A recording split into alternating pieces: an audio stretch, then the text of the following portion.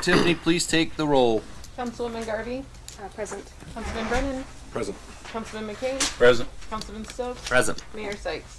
Present. Let the record reflect that we do have a quorum for the city council. So let's see here, for the regular meeting, February 28th, 2022 at 6 p.m. Really quick, council members, I'm going to do a quick, just lost my word. Amendment, geez. Yeah. The executive session, no longer need that on there. So you can scratch that off of your agenda. And then we'll run down to department head reports. Jake, what do you got? We started pulling apart the fence today. So hopefully by the end of next week we'll have a new fence up there in the front. And then just still working on the reducing the turf over there by the garbage cans, gonna put more wildflowers in, hauling the dirt up to number 4, putting a new ladies' tee up there. Just that's pretty much it for right now, and then still refurbishing like ball washers, tee markers, all that stuff. So.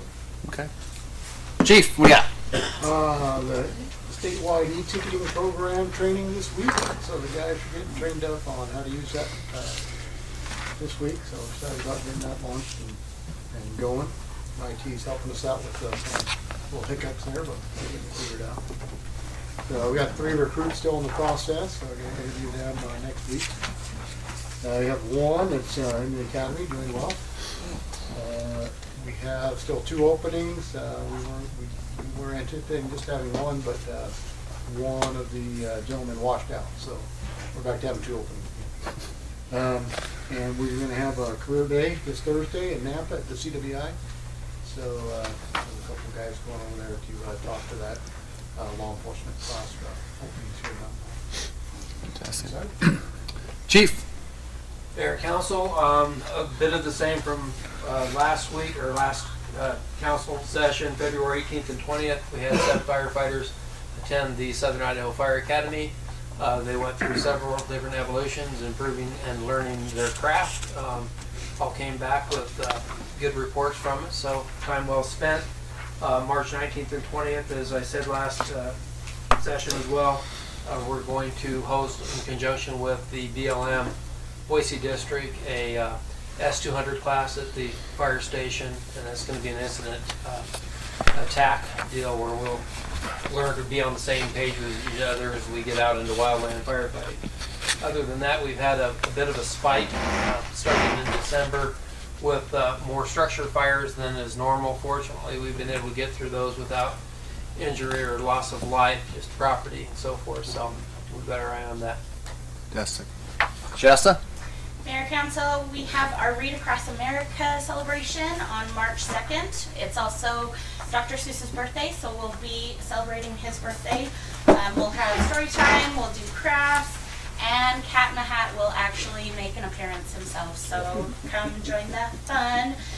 We also have our adult craft night next Tuesday. We'll be doing string art, making a shamrock. On March 2nd, we also have our entrepreneurial class, and we'll be providing pizza, so come out for that as well. And then we also have the GED program through CWI. They come out every Monday, Tuesday, and Wednesday from 2 to 7, and they can help you get your GED. Fantastic. Darce? Mayor, Council, we just finished up most of our winter programming last week. And one of the programs that finished up was our Step It Up program. And it was an incentive walking program for people to go walk the halls at Hacker Middle School.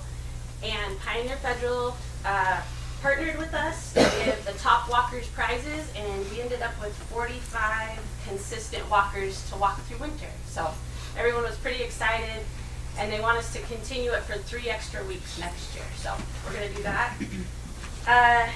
Last Friday was our soccer deadline. We ended up with 400 kids. So we met our goal. We're pretty excited about that. And we have 47 teams, and we have 42 teams with coaches.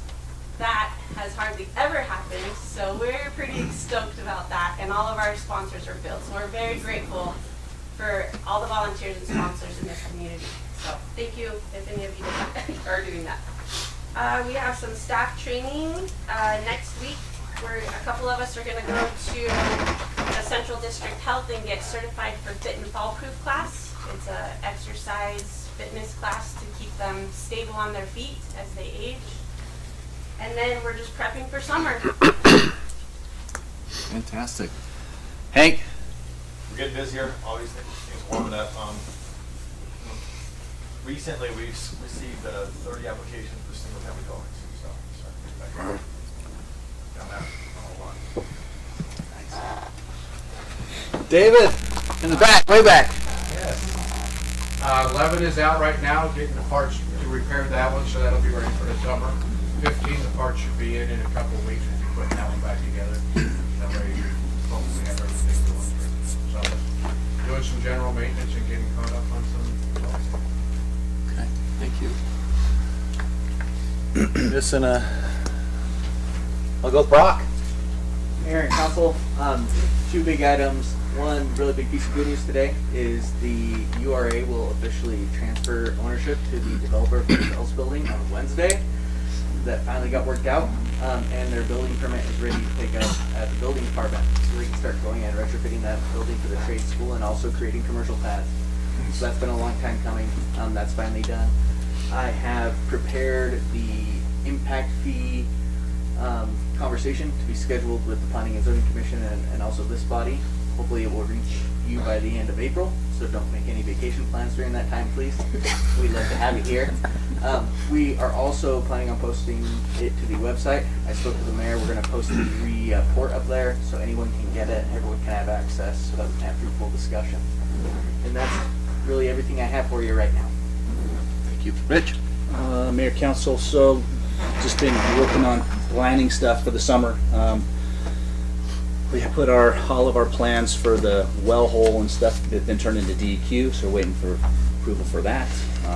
We did some test holes out in our field behind us to see where we could hit groundwater, so we can be able to put water out there when we do our test. Have to have water running for 24 hours at the maximum, the maximum, gallons per minute. So gotta make sure we can get rid of the water. So what do we do with that water? It just goes into the ground. Okay. That's what we do with all of this. Yeah, it just runs wherever it can go. When we did it in the park over at Richard and Carey, it was like all in the park and all over the street. It was everywhere. So it's kind of a lot. And then so just some of those things, getting ready for. Let's see. We had a meeting with BLM for the seat base, so we're moving forward with that. They're ready to get design going, and that's kind of the first part of that. So we can get some construction. Hopefully, the first part we have construction on our piece. Going to go out to bid, I believe, in March for the two taxiways. So then we can get. We already have some commitments for some people are ready to build hangars on there too. So I think those are actually going to go pretty fast. That's awesome. And then we have some. Those are the big things. Just planning and getting budget stuffs ready, and been trying to put some EDU stuff together for you guys for our discussion tomorrow. And so. Tiff? Thank you. I don't have anything. Okay. Paula? Mayor and council, the audit will come back to you guys the second meeting in March. They'll be here to do a presentation for you. It's always exciting. Do I even ask you, Paul? Do you have anything for the good of the Nothing. order? Okay. All right. Councilman Stokes? Yeah, I was just gonna say I like this meeting schedule. I like that the department heads can go first. With your permission, I'd say excuse them after every meeting if they're not pertinent to the rest of the meeting. Yes, we kind of changed it up just because some of them have children in sports and things of that nature, and if they don't really have anything on the agenda, and obviously that's why Miguel's not here. He's got basketball. So, Geez, I don't know. I remember sitting down here for a long time. So yeah. If you guys don't have to stay for the remainder of the meeting. Unless council got something for any of the department heads. Councilman Brennan. I had a question for city leadership here, I guess. Have we made a decision? Are we seeking new accountants yet with that letter that was put in our last packet? What's our plan there? Mayor and council, the Harris and Company are actually looking for us an auditor. So they're the main company that comes in.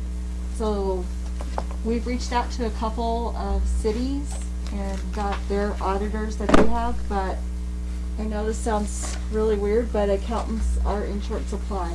A lot of them have retired, and so it's going to be a little difficult. I did talk to Ryan Robinski today, and he said, you know, worst case scenario, they'll come in July and start doing the audit prep, working with us. That's the Harrison Company lead auditor. He'll come and start working with us. Until we find somebody else. Yeah, I don't The know. other thing they did mention was with the guidance of Harrison Company, the staff would pick up a lot of the pre-audit workload rather than having what Lisa Anderson and Miracle Associates did for us. So we as staff would have to take that on for him. None of us are happy. That's what it is. Yeah, it is what it is. More work. Thank you. All right. Well, if department heads, you guys can go if you want. Thank you. Alrighty. Recognizing the person in the audience, would anybody like to get up for a maximum of 3 minutes and talk about something that's not on this agenda? Would you like to get up and speak? My name is Tyler Parrish. My address is 2425 Air Base Road. Mayor and Council, I just want to talk about the airport overlay. I think the airport is a valuable asset not only to the city, but the county as well. It supports enthusiasts, live flight, military exercises, and fire suppression.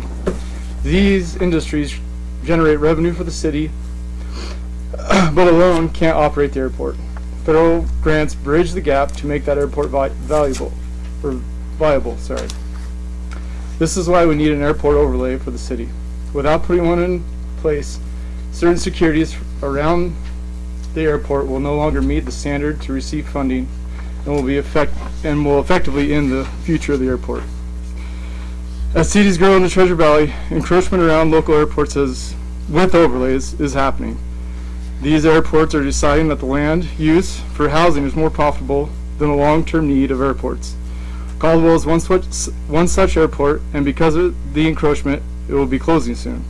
This means one less airport to support the industries I mentioned before, and an alternate for the Boise airports in cases of emergency. I would imagine that other city airports in the area might have a hard time or a hard choice to make considering their lack of open spaces and need for housing. Mountain Home is in a perfect position to capitalize on encroachment other cities are faced with. Currently, there may be a few property owners that will be affected by an overlay. An overlay will only be limiting the amount of units per acre for these affected property owners. The rest are in the county and are already restricted by a county overlay. Commercial use is permitted according to the heights and discretion of the council. I just want to make sure that this is clear, because I've been approached by panicked property owners that have been told by certain department heads that their rights will be taken away and building of any kind won't be permitted. I know the airport board is working on overlay to present to the council. Please help them facilitate meetings by being a part of them. An airport overlay is a necessity for the future of this town, and as part of a comprehensive plan to ensure the development of the city's assets. As long as the overlay doesn't go beyond what is required to keep federal funding, the city has the right to instate an overlay. So please don't succumb to idle threats and adopt an airport overlay. Thank you. Thanks. Would anybody else like to get up? I will. My name is Laura McManus at 2425 Airbase Road, C. The mayor and his staff have been intensely focused on the issue of providing housing for the military. The base housing problem is our problem only because our tax dollars are financing the Belfer Beatty contract, which is supposed to supply housing to military members and their families on base. It is not only grossly inadequate, but also unethical. The U.S. government can do as they choose, and they should resolve their own housing crisis. The Mountain Home Air Force Base has been threatening to leave Mountain Home my entire life. They have not, and I seriously doubt they will, especially now that they have obtained water from the Snake River, a project with the estimated cost of about $40 million. If they were to decide to leave, then, well, they need to do what they need to do, just like we need to do what we need to do to protect and preserve our resources. Mountain Home building more houses doesn't mean that military members will be able to afford or even want to live in them. Many military members choose to live in Boise because they want to live in a city. That is their choice. I live in Mountain Home because I want to live in Mountain Home. I love it here. I love raising my children in a safe, clean town with beautiful parks and wide open spaces. If I wanted to live in high-density housing as far as the eye can see, I would be living in Meridian. Shouldn't we be catering to the people who want to live here and not the people who have to live here because it's cheap? I agree 100% with Ann Westcott from the February 14th City Council meeting about impact fees. Except I believe our impact fees should be at least as high as Boise, so we can afford to keep the small town feel and have new growth pay for itself.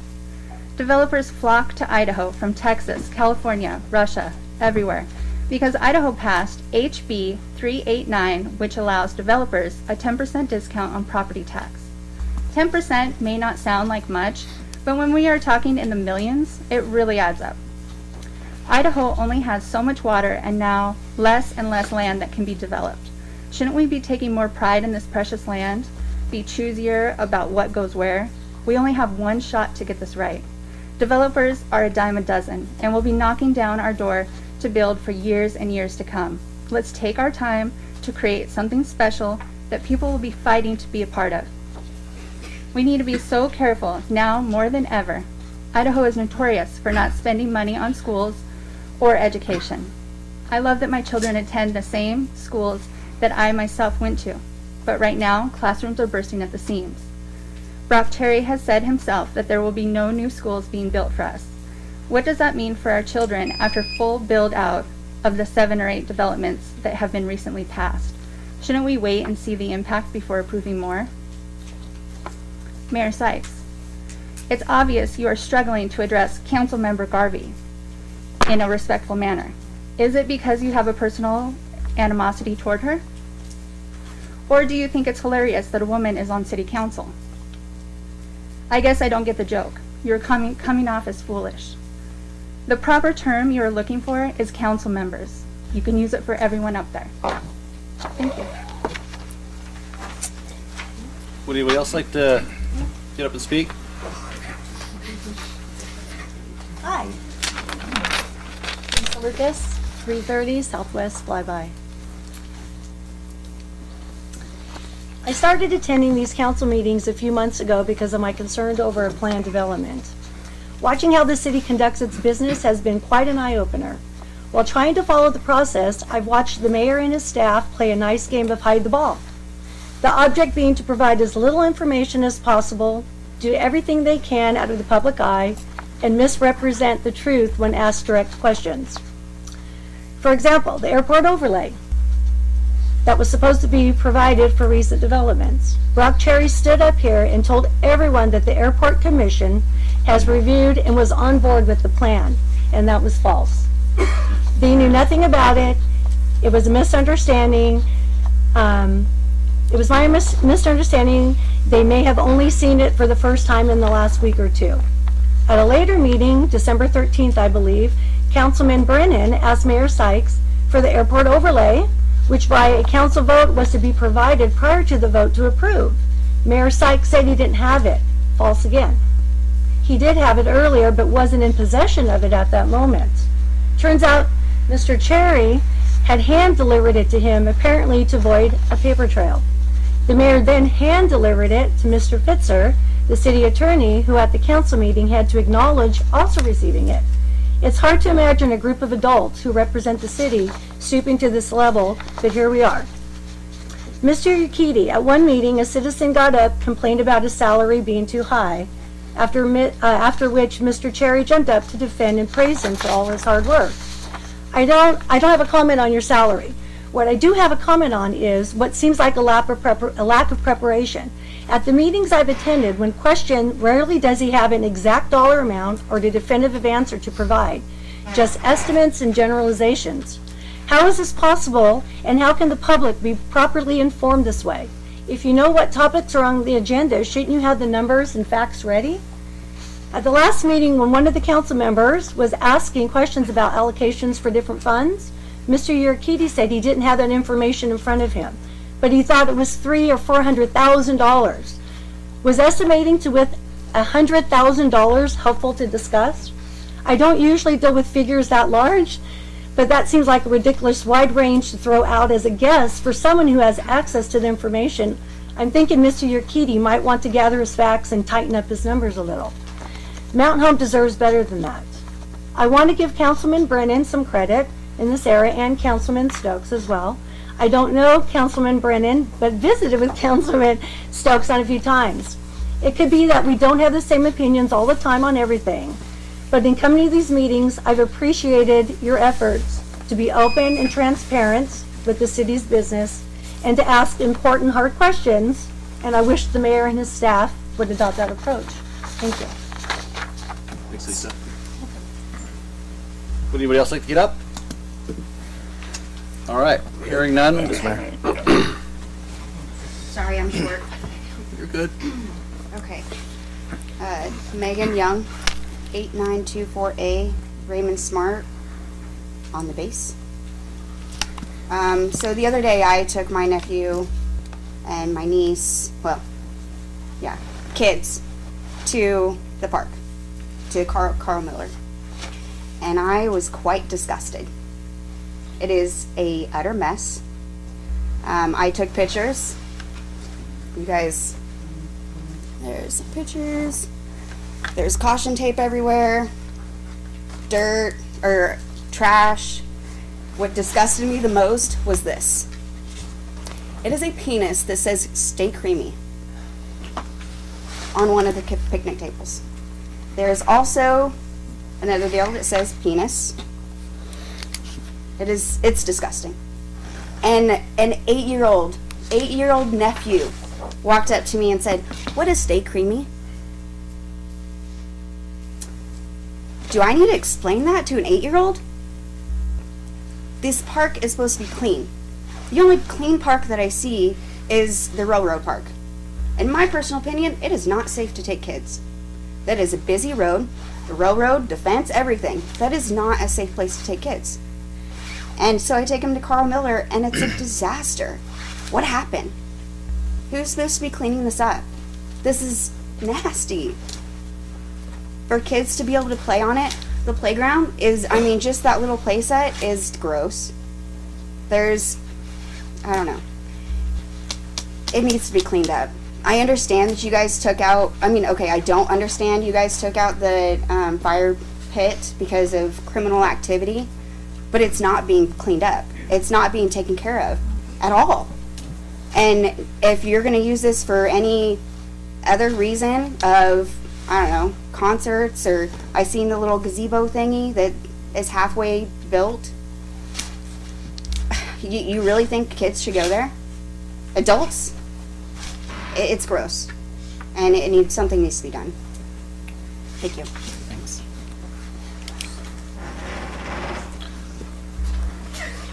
Anybody else? All right. Mr. Mayor. Oh, come on in. Hi, my name is Brendan McCarthy. I live at 890 East 14th North. I just want to start with thanking you all. I know you guys have a tough job and everything, and appreciate all your work. Last meeting I was in was definitely a long one, as I'm sure you all remember. I think that was probably one of the longest council meetings that was there. I want to say I really appreciate Councilwoman Garvey about your questions about the ARPA funds and that. It seems like it was a bit confusing on that, because it felt like in the previous meeting, I think it was back in October, there was a discussion, or a vote, actually it came down to split vote, about half of the funds going to the well and half the funds going to fiber. And it seems now that we're kind of in the discussion and everything about water rates and everything like that, it kind of seems maybe that was should have been addressed more, that we could have used those funds towards, you know, those things instead of passing off, trying to catch up the rates and everything on the projects for that.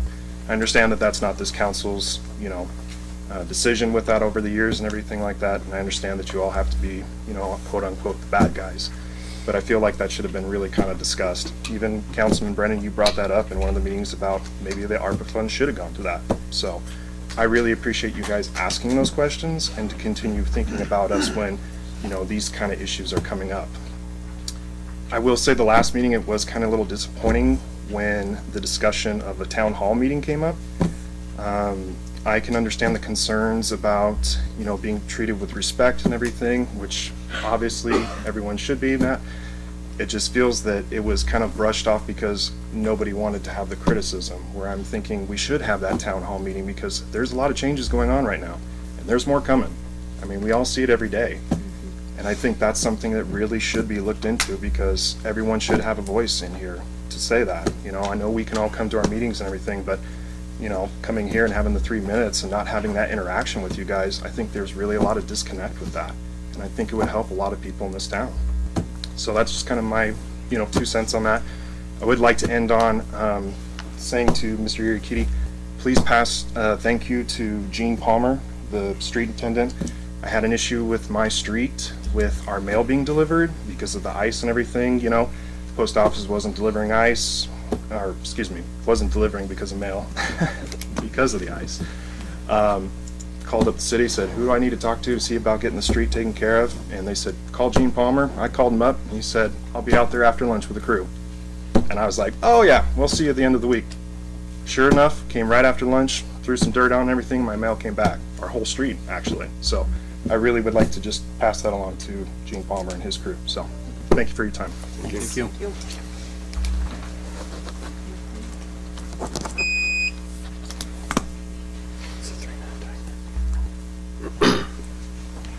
Waiting this time. All right.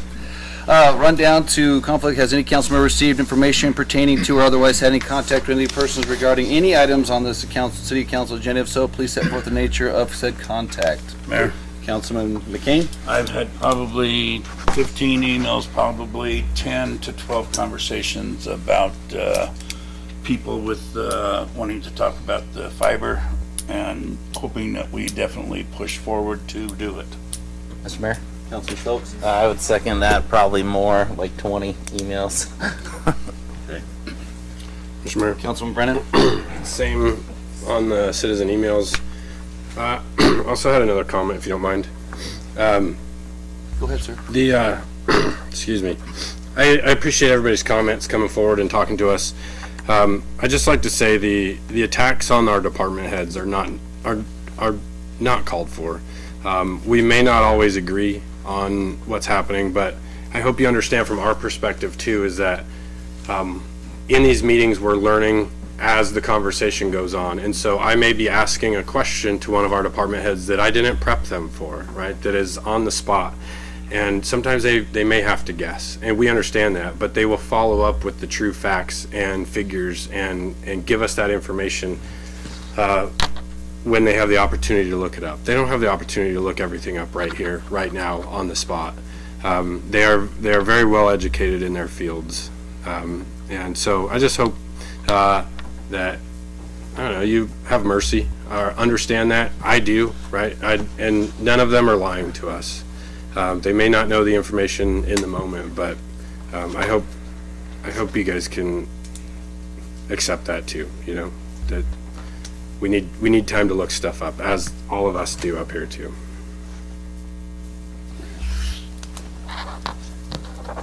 Alrighty. Run down to the consent agenda. Councilman, anything on the consent agenda that you'd like to talk about, pull, discuss? Mayor, Council Member Garvey? I would like to pull F, please. Pull F.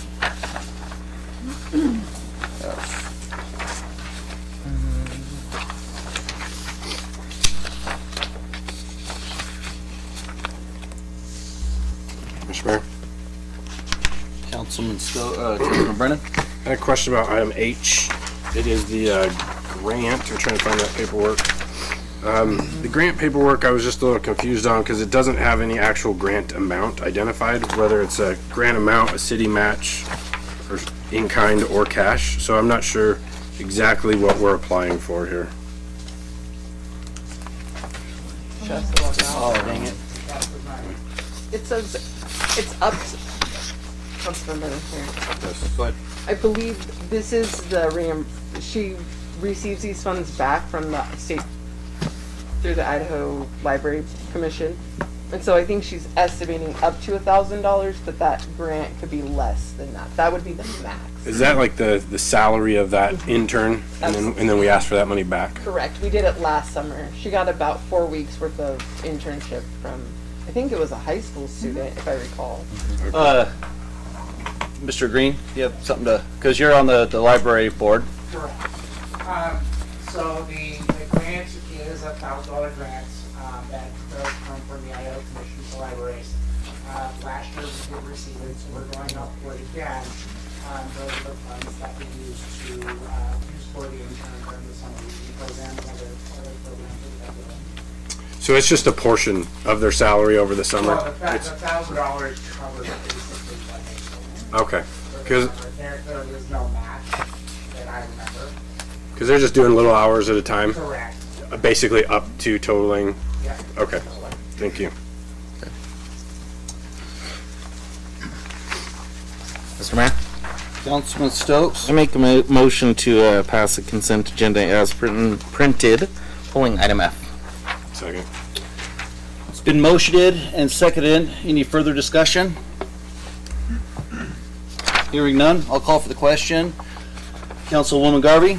Aye. Councilman Brennan? Aye. Councilman McCain? Aye. Councilman Stokes? Aye. All right. Run down to old business. Action item, legislative continued from the February 14th, 2022 deliberation decision on request submitted by Tracy Lafita for reconsideration of City Council's decision made on December 13th, 2021, approving the request by Runway Capital LLC for annexation, zoning change, planned unit development, or parcel number RP 03S06E340745 and RP 03S06E340740.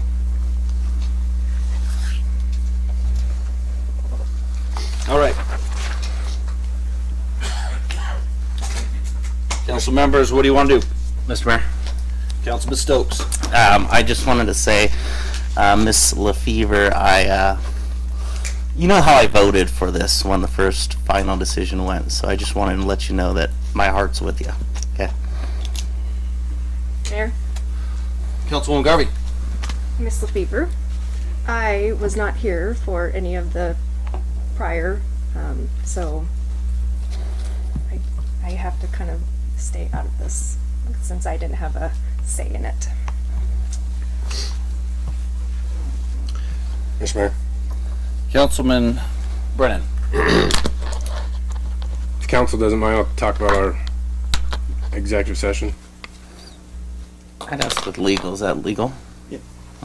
So, to some extent, yes. I guess based on our conversation with our attorney, it is of my opinion that the council had a split vote with the final tie, and our decision, my decision, I'm sorry, I won't speak for anybody else, my decision has not been altered as to how I felt the final decision should have gone. However, at this time, we, I suppose, do not believe that that the applicant has met the burden of Title 67, Chapter 6535, subsection 2B. Not the applicant, the request for reconsideration. Okay. Requester. Sorry, the requester. The request. The request for reconsideration has not met the elements or the burden of said Idaho title, and so I make a motion to not entertain a request for reconsideration. Second. It's been motioned and seconded. Any further discussion? Mr. Mayor? Councilman Stokes. I really feel for you, Tracy. That's why I tried to make all that leapfrog stuff known during the first decision, so that's all I want to say. Roger that. I will call for the question. Councilman Stokes. Aye. Councilman McCain. Aye. Councilman Brennan. Aye. Councilwoman Garvey. All right. Items removed from the consent agenda and new business. F. Councilwoman Garvey. Mayor? What are we doing? Oh, usually when we pull something, I usually go to you first. Oh, I was like, sorry. What's up? Man. Yeah, how's it going? Yeah, I usually give you first crack at it. I'm sorry. We haven't had that one yet. Jeez, wow, that was a new one tonight. Sorry. Okay. All right. Well, let me pull up my my stuff. So, a couple quick questions on the fiber. First and foremost, I would like to add that I am not against fiber. I'm not against the project. My concerns are, oh, I put it in a special pile over here.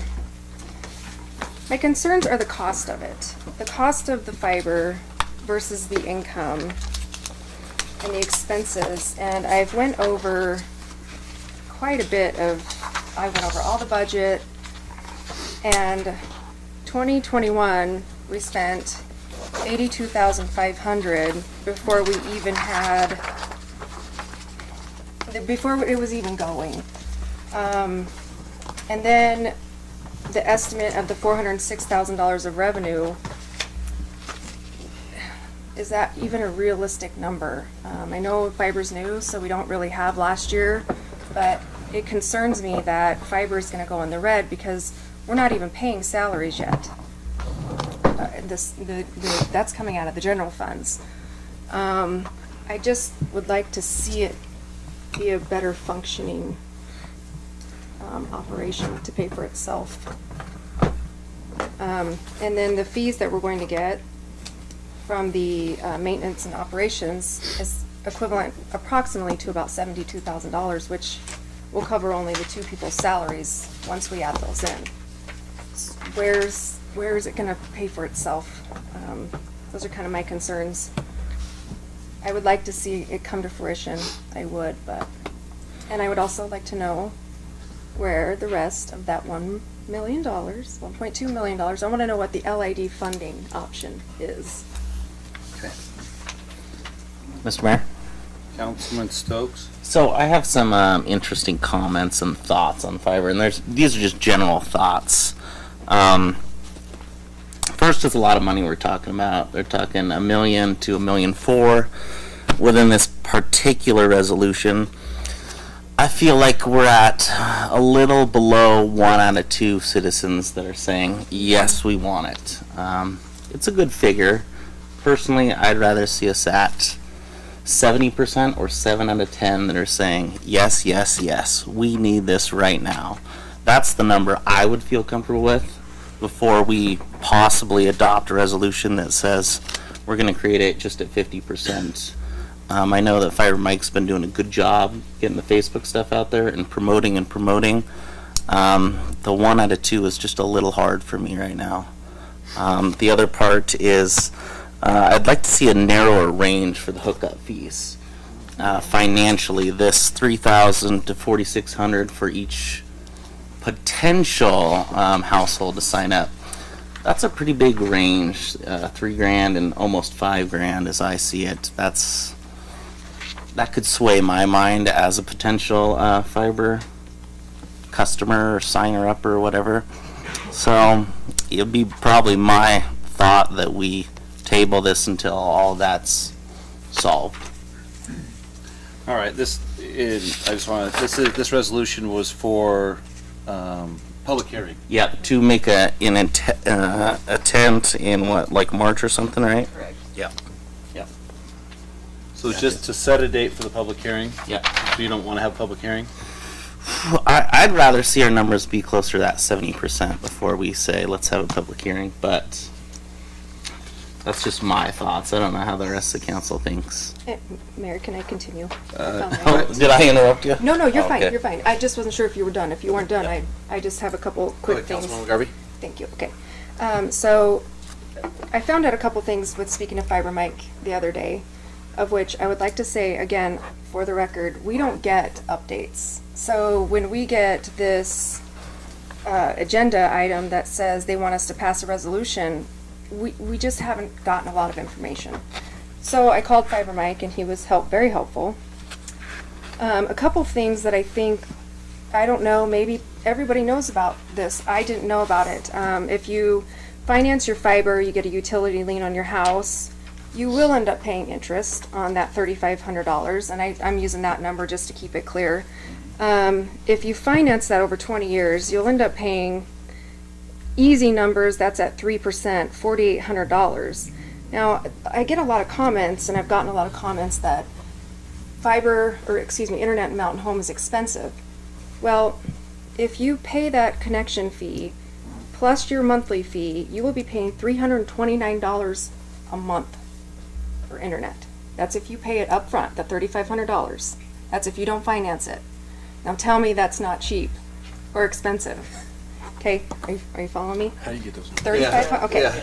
All right. Hold on. $3,500. I'm going to pay that to the city to connect to fiber. If you amortize that over 12 months, because ultimately that's what you would really need to do. So $329 is what it will cost you a month to pay to hook into internet for the city of Mountain Home for 1 year. That's a lot of money. And after the 1 year, it go to. And then after the 1 year, it goes down to $20. Yeah. But my point is that people keep telling me that our current services are very expensive, and I'm like, well, $329 is kind of a lot of money. So anyway, just those are some points. The other thing is that the bonded utility loan that nobody's really talked about. We'll have to take a utility loan to finish this project. I know I know what this is, but that's new. I learned all this from Mike. So it's just, I just think we need, well, Fiber Mike coming here would be great. We need more updates. Yeah, anyway, so that's just a couple of the things that I wanted to add to that. Okay. Tiff, go ahead, sorry. I lost my train of thought. I didn't want to interrupt it. So it'll come back to me, and I'll get you tomorrow or later tonight. Yeah. So if I wanted to, so what you're saying is if I wanted to just do it in 12-month increments, or just one year, I'm just gonna pay it all up front, do $350 a month over just 12 months, and it's paid off, right? Is that what you're? Well, it would be. Right. Is that, okay, that's what I'm trying to figure out, like. I just was equating it to how expensive it is. I'm just saying, realistically, $3,500 to buy into internet. Okay, because you guys rallied the constituents, and we're getting lots of emails, so to answer the emails to people that keep saying that, say, Zito, for example, is really expensive. Well, pencil this out. This isn't any cheaper. It's just faster, and so you can game faster. I got a gaming email today. Yeah. He wants to game. So, when you hook up into a house to the city's utilities, the citizens' utilities, so what is the wastewater hookup fee? I have no idea what the wastewater hookup fee is. $48.50. The water is 20. What was it? The mayor council, $4,200 for wastewater, $24.50 for water. For new. So that's it's just a different utility. Sure, So- I get that. I understand Okay. that. Sorry, Mike. I am all for setting a public hearing and for actually continuing on, because if you live where I live, mine is buffering so much you can't watch 5 minutes of the TV without it buffering and stopping and buffering and stopping. I go on the computer, it takes me longer to download or even get anything sent, but it's irrelevant to me how much it costs, that I don't want to pay any more than I have to, but at least I can use it. Yeah. Because Zito and CenturyLink right now, from every email I got, everyone, I don't care what it costs. I would like something to work. To where that's been my biggest thing, and that's where I'm sitting at. So I guess, go ahead, Tiff, sorry. Okay, it came to me. So, Councilman Garvey, the expense part on the upfront, that is some of what that ARPA LAD money is kind of allocated for. We went back and forth to say, hey, can we lower that upfront burden cost by using some of that ARPA money so that the buy-in, and then LAD 1's money would move forward to help LAD 2. So then you would constantly kind of be moving that little nest egg as we go, so that the problem we had is why does that money, that ARPA money, get to go to LAD 1, but then LAD 5 in 5 years from now, they don't get any of that discount rate, right? You tracking me? Well, I'm tracking you. So that's where some of that funding, we were trying to say, could we get that pot of money down lower for that person? So, Well, Mayor, Councilwoman Garvey? I 100% disagree with ARPA money being a subsidy for internet when we just raised our water rates, we just raised our wastewater rates, and we need a new well, we need a new roof, we need a sewer lagoon, we have potholes. Yeah, no, I'm 100% in not agreement of that. Mr. Mayor. Councilman Brennan? Everybody knows I got my cell phone out here. It's just for a calculator. I'm not texting anybody up here. This is a big old bear on our shoulders here. But we've been told along the way that that fiber will eventually pay for itself. It'll pay for the LID. Well, the bonded utility loan, the LID that we're talking about here, it's going to be an exact cost sharing. So we want more specific numbers. So we can't even charge you or assess you, the citizens, an amount until we're done installing it. Because when we're done installing it and then we calculate the exact amount of money that it costs the city of Mountain Home, then we divide it amongst all the users, and that's your bill. So we're not going to have exact amounts. That is a pretty big range, and especially if there's interest on it, amortized, whatever, over 20 years, that's a lot of interest you're going to pay. Now, the monthly maintenance fee that you're going to have to pay to the city, with the notes that I have in front of me here, is that the city presently estimates that approximately 321 properties will elect to receive, to get into it. 321 properties times $17.50 maintenance is $5,600, which is not even gonna pay the salaries of said fiber department employees. I don't know how big we have to get or how many homes we have to get into that LID before it truly starts to pay for itself and to pay for the employees that are servicing the residential or commercial properties. As far as using ARPA money, again, to offset the cost for the first set, I understand there's an argument being made for a waterfall effect. I can't picture that waterfall effect in my mind going on for years and years and years on end. So to say that, as an example only, that the city's going to give citizen one $500 off and take it from our ARPA account, I'm on the same page. Absolutely not, right? Because now somebody eventually is going to get it, and somebody else eventually isn't going to get it.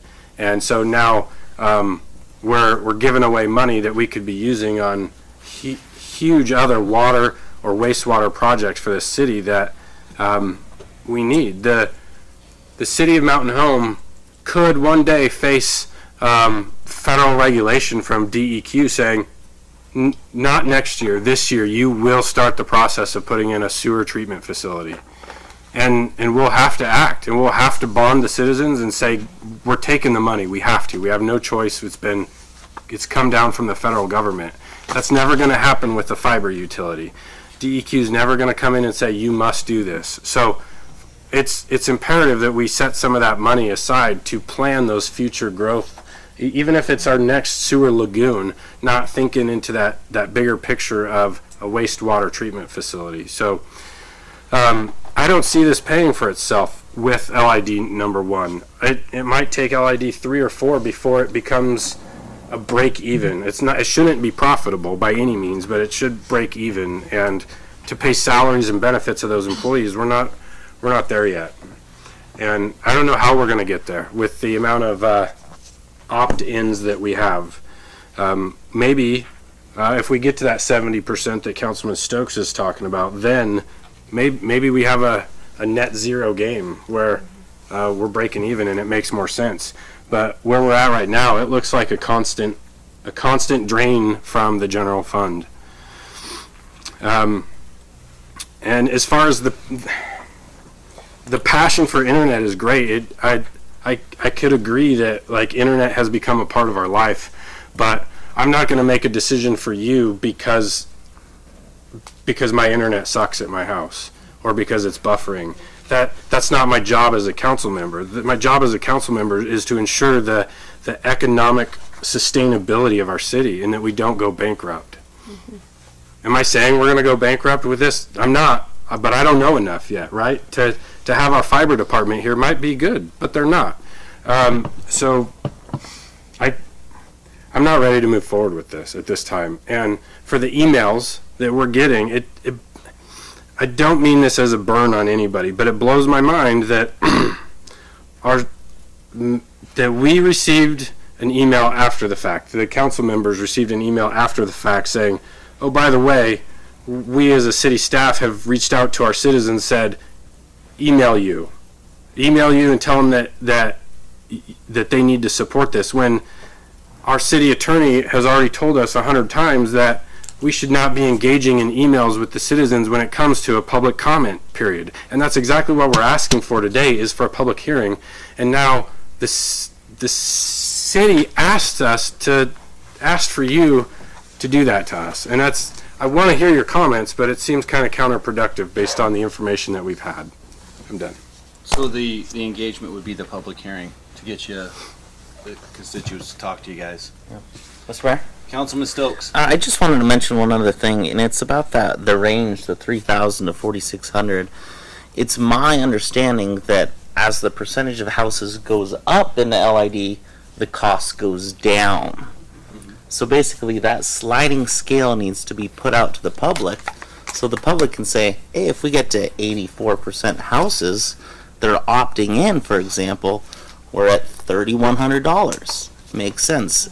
And I believe that's why we're at the higher range, that $4,600 is probably more or less 50%, and that'd just be my guesstimates, you know what I mean? So that's why I'd really like us to be at least 70%. Higher would be great. If I saw 95%, I'd be ecstatic.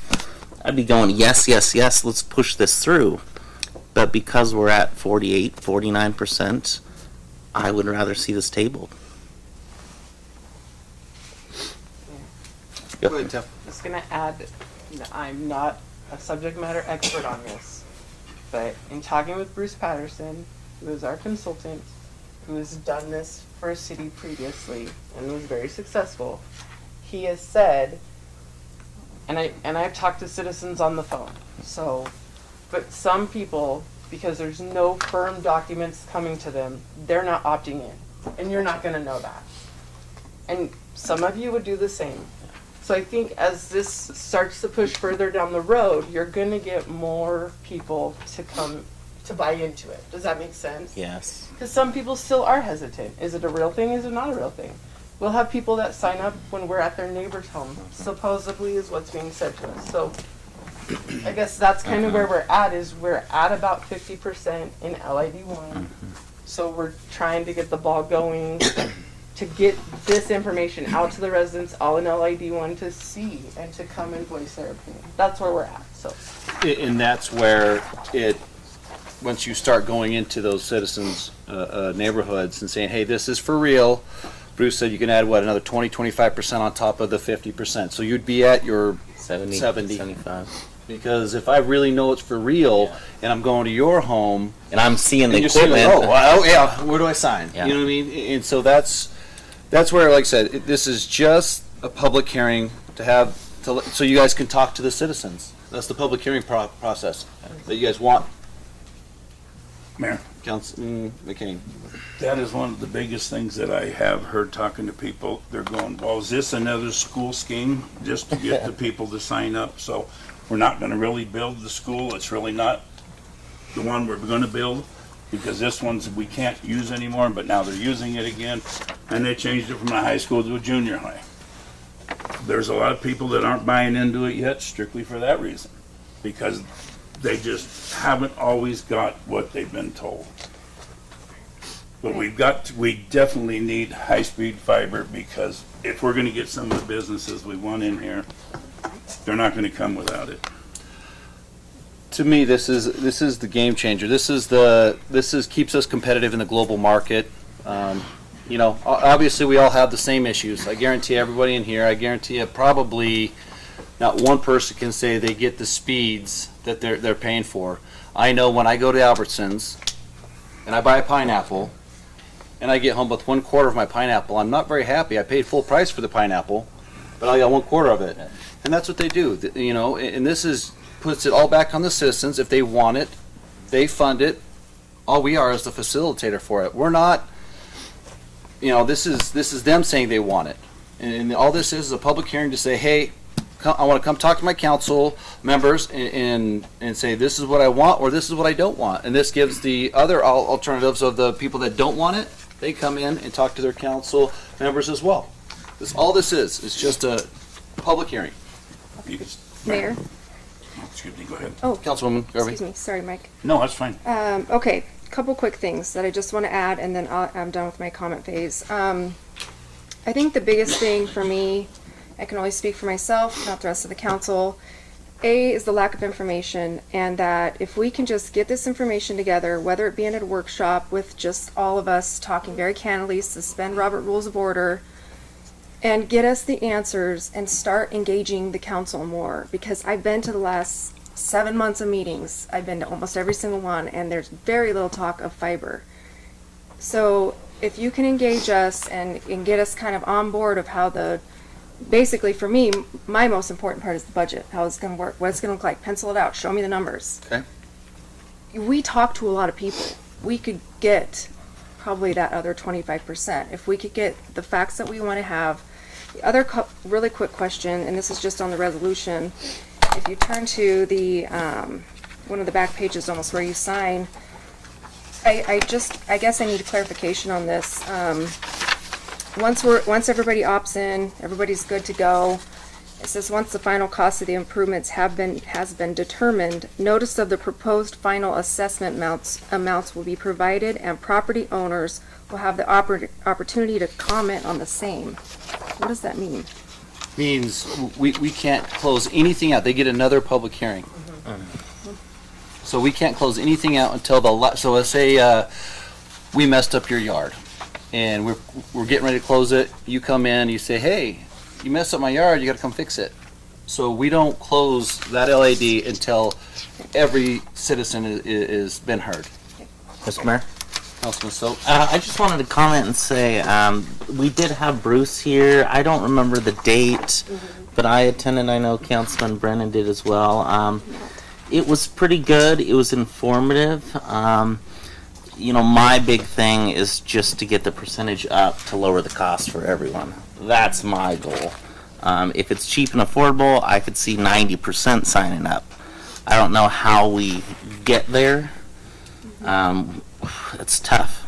It's really tough. So we have talked to, Sparklight called me the other day and they were saying, where you at with your take rate? And I said, we're about, in some places we're almost at 50%. And he goes, you're that high?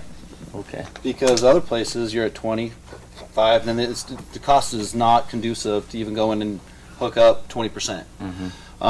Bruce's big thing is 50% is a good take rate. Now you're going to get more because when you see me go by a house, you're like, I'm going to jump on it, and you know it's for real. Yeah. But But yeah, like I said, all this resolution is to do a public hearing, so let the citizens speak, so you guys can hear their concerns, and or their wishes or their wants. That's all this really is for. Mr. Mayor? Councilman Brandon. Paul, the title of this kind of confuses me because we're saying all it is to move forward with a public hearing. There's a lot of stuff in here that saying this is a resolution declaring the intention of the city of Mountain Home, Elmore County, to create a fiber optic local improvement district, yada, yada, yada. And down like three lines from the bottom, then it talks about a public hearing will be held to consider such protests. Is this the exact same order as everything else? Nothing will move forward until a public hearing and then we vote on the outcome? Yes, this is just a notice of, akin to being a notice of intent. It's just informing the public as to what the process is to go forward, and that public hearing is what rings the bell. Okay. Mind you, I didn't prepare this. This was all with your bond counsel, with Stephanie and all. So go ahead, Tiff. So, and like Paul just said, Stephanie is out of office until Monday, so she'll have to do the very final approval if you guys pass this evening. This document gets mailed out to everybody in the proposed LID. The homeowner. Like the top 3 pages owner. here, or 4? Yes. It's supposed to be information for them. Okay. Yes. With a map? Sorry. Go ahead, you're fine, Council. I was just curious if it had a map and it identified their house was in or not. You know, because some people might get it and say, well, the now I legals want can it. be confusing, correct, yeah. And then one more note, Councilwoman Garvey, we did, staff had a meeting with Fiber Mike late last week, and we did ask him if he would put in staff reports to keep you up to date, like what we've got done moving forward, because that seems to be somewhat of the communication. And then I think he'll attend meetings. Yeah, that would be nice. What It would I'm be gonna nice do- to have him here tonight. And what I'm going to do is I'll have Bruce Patterson come in, and we'll put it on the big board of all the costs and concerns. You know. Mr. Mayor? Councilman Brennan. I'm going to make a motion to deny the notice of intention to create fiber optic LID number 1 for public hearing at this time until we have better rates and more information. Second. It's been motioned and seconded. Any further discussion? Mr. Mayor? Councilman Stokes. As much as I agree with them, I'd just like to see this tabled for 2 weeks or even March 28th. I'm just looking at calendar dates. The reason is I want to see the take rate go up. I've also just realized I've been a council member for a little over 2 years. And we've started fiber a little more than 2 years ago. So this has been a long project. We're talking, I don't know, 30 months. I don't see why maybe 1 month more would really hurt anything. Mr. Mayor, That'd be my thoughts. I retract my second. I agree with you. Just saying. We'll table it. So there's been a motion and a retraction of a second. Mr. Mayor? All right. I'd like to make a motion. Let's table this resolution until March 28th, and I, as a council member, would like to request that Fiber Mike is here on March 14th to answer any and all fiber-related questions regarding the city of Mountain Home for the council and the public to ask questions. Is that possible, Paul? So, hang on. Sorry, I didn't mean to cut you off, Oh, you're Councilman good. Stokes. Could I have Bruce Patterson Let's and do Mike? as long as they're both here If I as a can team. get them? Yep. Yeah. And then put it on for the 14th? I'd rather wait till the 28th. Let it mull around in the mind a little bit. So, do you want to have like a presentation on the 14th and then you could decide to move forward with the tabled? Sure. So, and Bruce has a really slick sliding Excel sheet. Haven't figured quite out that magic yet. Mayor. Councilman McCain? We had a table by, excuse me, we cannot, he also asked for public input. public input cannot be made unless it is during a public hearing. Yeah. So if we don't have a public hearing, we can't have public input.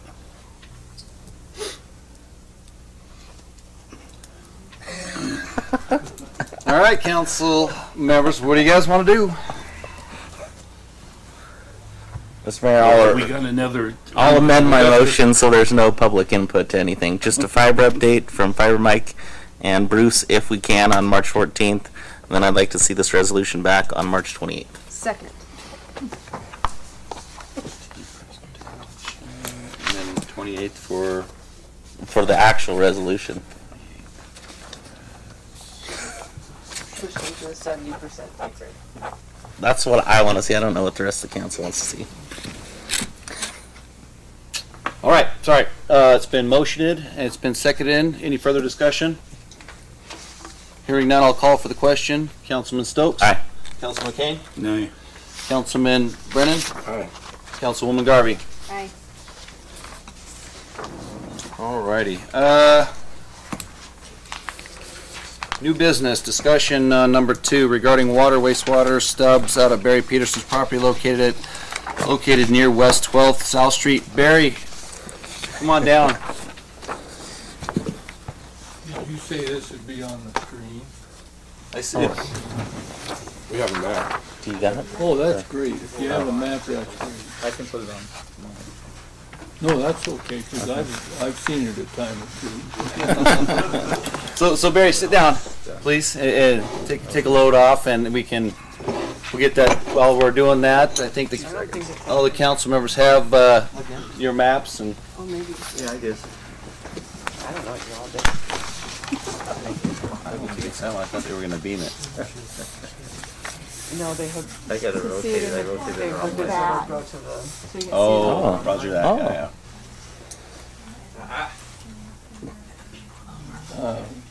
Oh, really?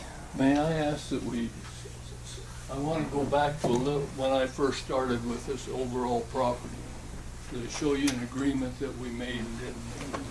We put on 8th Street and Poplar. Have you used this? Is that right? It's just north of the ground. Let's see. I don't. Oh, Come down a little bit. I can't come. Oh, let me pull up a map. Can you Second. bring it down? I can't. This No. picture, I can't. I'll get. Here you go. Let me pull up a map. Everybody gets to see my baseball screen. Ball game. That's right. Too bad you couldn't find a major league team. Ouch. What team does he have? I don't know. It was Oakland. Oh, that's right. It's the Coliseum. Slow internet. Did you plant that? When I was a young boy, all this ground that's on the south side of the base road belonged to a guy named Lossy Devlin, and it was farm ground. In the mid-70s, a few Air Force people, they bought that farm, and they developed what is Haskett Street, and it turns into 12th Street. So from my childhood, there was nothing out there but farm ground. The exception being Meadows Trailer Court, which at one time belonged to Mr. Devlin, and some guys bought it and put in a driving range for a golf course. In 1960, they come along and changed that over to Meadows Trailer Court because they were hungry for homes for the people working on the missile silos to have a place to live. Scroll down. When I bought this ground, this field right here, it's about 1,000 feet deep and 500 feet across. My line was actually over here somewhere. And the people that wanted to develop, not this row of houses, but everything over to here, they said, we need some more land so we can put in some, have room for the houses and make the subdivision work for residential use. And that fellow's name was Jerry Anderson, with a partner of his. So I said, okay, let's do some negotiating. I'm not opposed to making that land available.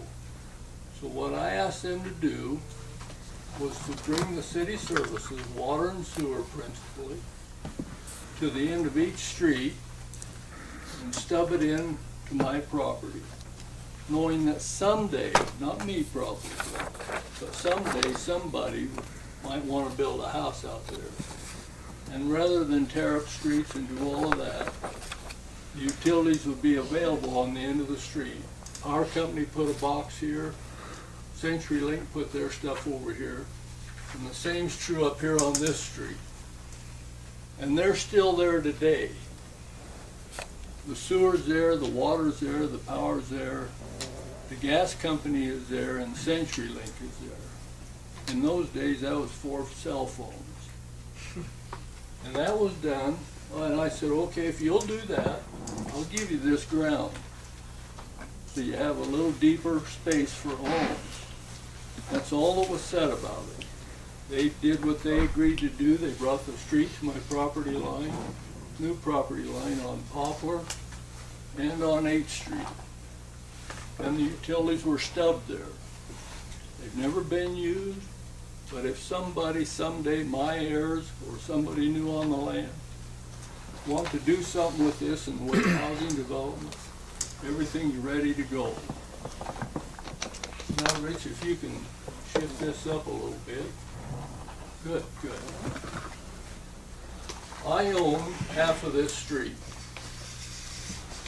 A fellow named Danny Lesuin owned this property here. It has been in his family a long time. There's no access to his property. This property was owned by somebody else. He had this piece right here, and this deed. Well, you couldn't get to his property on the street. Oh, never mind. So to make it happen, first, so that it could work, so Danny could sell his property to a developer, I offered and allowed them to take half of the street, which was my land, and put a full street in here. And in doing that, I said, okay, there's no money involved, and they said, well, we got a sewer problem. To get out of here, they got to go uphill. My field is vacant here. So I said, okay, we'll stick a sewer, I'll allow a sewer line to come in here, run straight north, and then run over to the east and get on this sewer line here. Well, here, I'll put this in my pocket. There you go. Yeah, it's making you nervous, guys. I said, I'll accommodate the sewer, or the easement. I'm not sure I got an easement, but I'll accommodate the sewer line to come across my property and tie in. And in exchange for giving up the land and allowing the sewer line to run across my property, all I ask, like I did on the other end, is that you put the utilities in on my side of the street, the same as they are on the south side of the street. I don't know that I'll ever use it. I'm not on this land for the purpose of development. I'm gonna switch pictures. But when you put in a street, and 2 or 3 years later, or 10 years later, or 20 years later, you call up and say, okay, I want the water, sewer, and whatever put onto this side of the street. There goes the street. It just tears the street up. So, we're going to be back to it in just a moment. Yeah, there you go. And so, we got to come this way a little. there it's just gonna go. Okay. So the stubs were in the original. This is the original plans right here. Right. The circles are the as-built. That's what I've got. And these plans were developed in 2006 or 8 or something like that. Thank you for doing that. So I asked for my side of the street, north side, to be just identical to what's on the south side. As for the sidewalk and curb and the utilities that come from the city, just stub them. I'm not saying take them any more than what you would put in on this other side of the street. Well, when they were doing the work, Idaho Power was on this end, let's see, right back here a little ways, Idaho Power had a box on the south side of the street. I knew from what they'd done on Poplar and on 8th Street that I needed to have one over there. So I went down there and talked to them guys, and they said it ain't gonna happen like you think it is.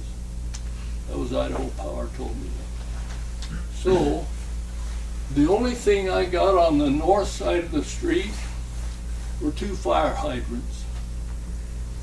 And I think I have 2 lots that have tapped into the 2 of these lots, and I don't remember which 2 have water and sewer, but there are 7 lots there. So I'm disappointed, and it happened primarily, I'm not anxious to mention names, but a guy by the name of Wayne was a city engineer. And I believe that he's the guy that accepted this situation. So now I have more years on me. It's been almost 25 years. Yeah, pretty close. 20 to 25 years. I haven't done anything. I haven't changed the property in any way. And then if we slip around the corner here, this can slide to the east a little bit. When they come to the end of my property, right here, they move the straight south. I own this field as well. So now, that 20-acre field I own has no access. I don't have any access. So to be sure down the road that that property would have access, I give them $46,000 for this corner lot. It's a housing lot. And it has water and sewer right here. And a hydrant. And some of you have been concerned that my fence is on the hydrant. This is on city land, So I put my fence around the hydrant. Got plenty of clearance there, so if a fire truck pulls up, they can get in. But I was so mad when they stuck those hydrants in on my side of the street, back there on 12th. They put them on my land, not on city land, on my land. So I run my fence right through them hydrants. The practicality of my mind said if there's a fire, anybody can cut the fence and repair it. So it might cost them 2 or 3 minutes to get that fence cut. And then all would be well. So I didn't feel like I had the public at hazard by putting my fence against that, although I know I've disturbed some city folks. I felt more than justified in that. I followed the rules here. And then this guy that did this turned the road and made it so you couldn't get there. So I got the lot. I paid for it. Everything's clean on that. So now what I'm asking is that I have these utilities over here. But in my own mind I'm saying, I don't want the street tore up. I want the utilities that was agreed to, and only didn't happen because of what I think Wayne did. So now I'm asking myself, how can we possibly get the utilities on the land without destroying the street? And I'm sure there's a way, because men can be pretty ingenious when it comes to getting something done that needs to be done and do it in an efficient and appropriate manner. Might have to bend a reed here or a rule there or some other configuration. But if they can put the hydrant over here, I know there's water. If they can put the sewer through my land, I know there's sewer somewhere. I'm asking that these here be access to those utilities that was agreed to. They're 25 years ago. And somehow between us, working it out amongst your city staff and myself, we can figure out a way to get these over here without destroying that street and that sidewalk, and do it at a minimal cost. I've already given the road and the sidewalk on the north side of the street. I've already give a place for the sewer to go, and I have nothing in exchange for that. I know a lot of years have gone by. I'm not as young as I used to be. Maybe I'm even getting a little more gentle and accommodating. But I think if we work together on fix and remedy in this situation, we can find a solution that'll work. And that's what my request is, to work with the city in that regard. Mr. Mayor? Councilman Stokes. Mr. Peterson, do you have any written agreements with the city concerning this? I have the same kind of agreement I had with Jerry Anderson up there on Poplar and 8th Street. Oral? The agreement is that it was in place, or these plans wouldn't have been submitted to the city engineer and approved.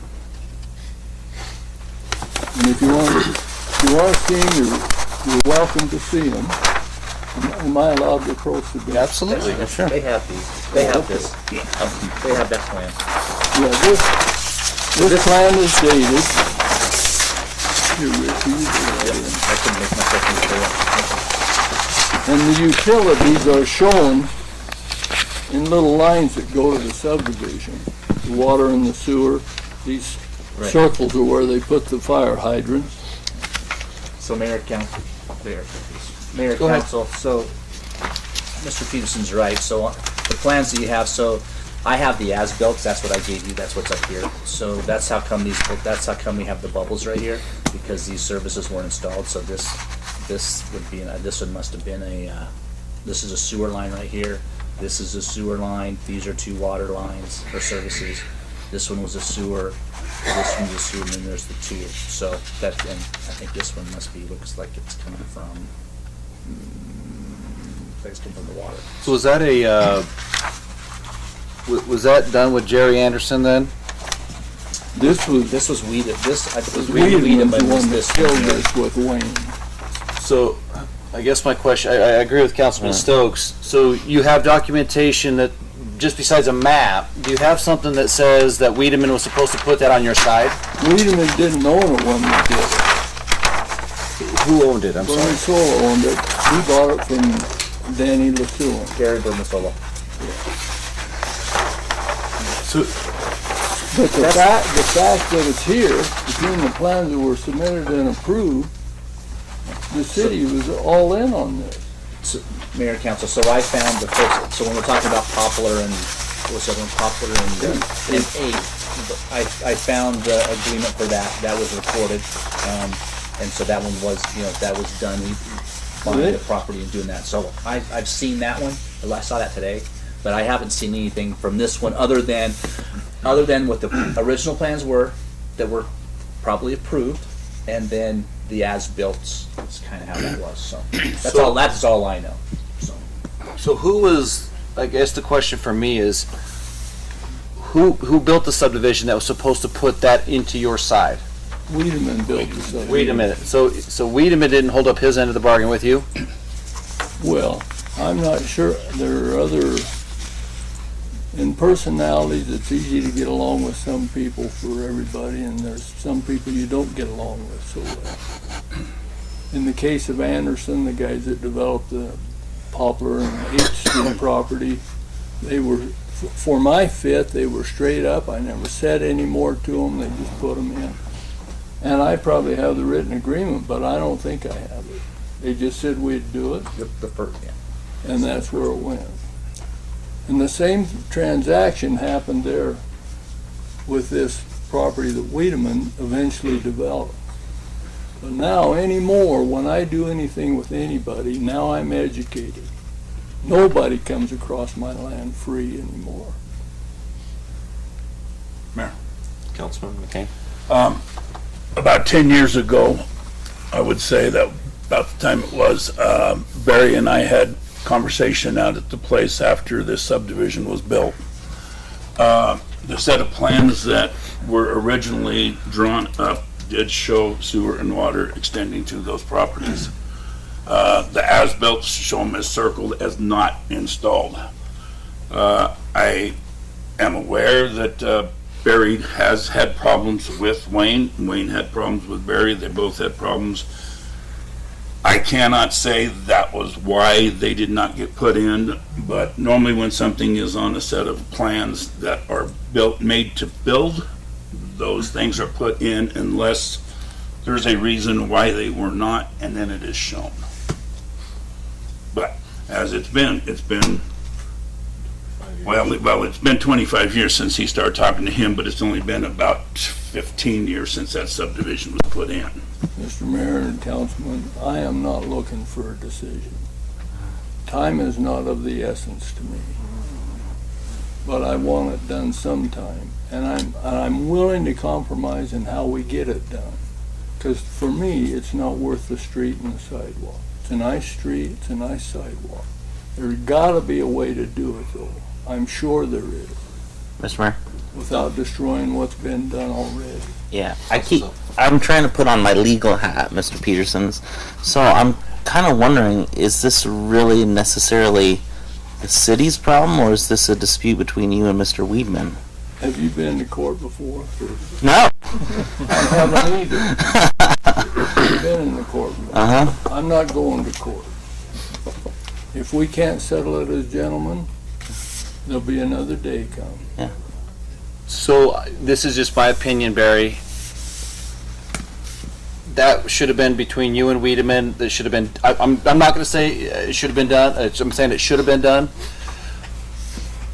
But to me, you want me to subsidize whatever happened between you and Wiedemann with the current city funds. There's another factor. If the city engineer would have said you're going to put them in according to the plan, Wiedemann wouldn't have had any say.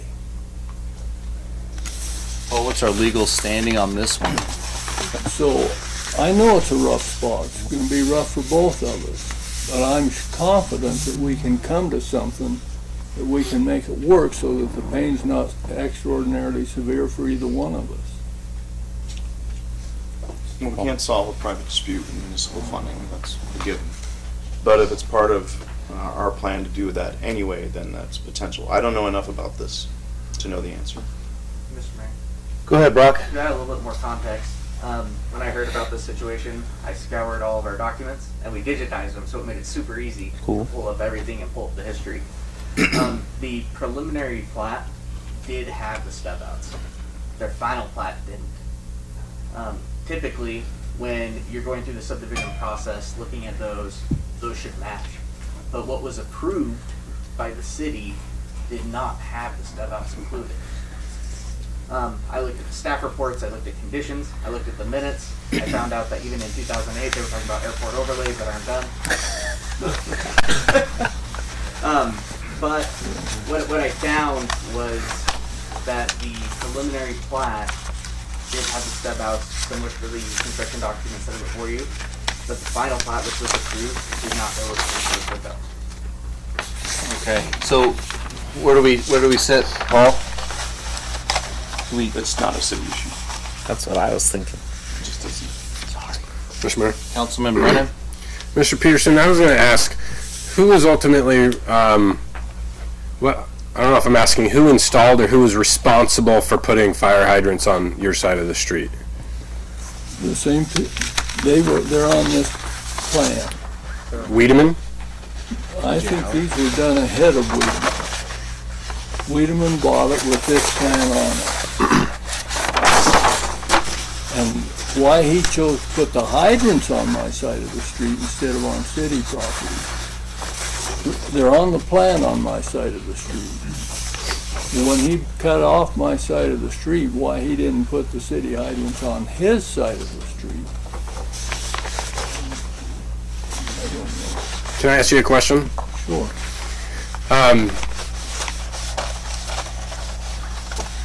Trying to figure out how to phrase this. You know, 2 or 3 minutes could make a major difference. I'm not a fireman. Chief, help me out here. 2 or 3 minutes, I feel like, could make a difference between a garage fire and a house fire. You know, going from the garage to the house. I just want to ask you, honestly, would you unbarricade the fire hydrants that are there for the protection of the homes that are present? now? That's a good question. Why would I do that when what the city has offered has never been done? What did the city offer? Well, the city approved this plan.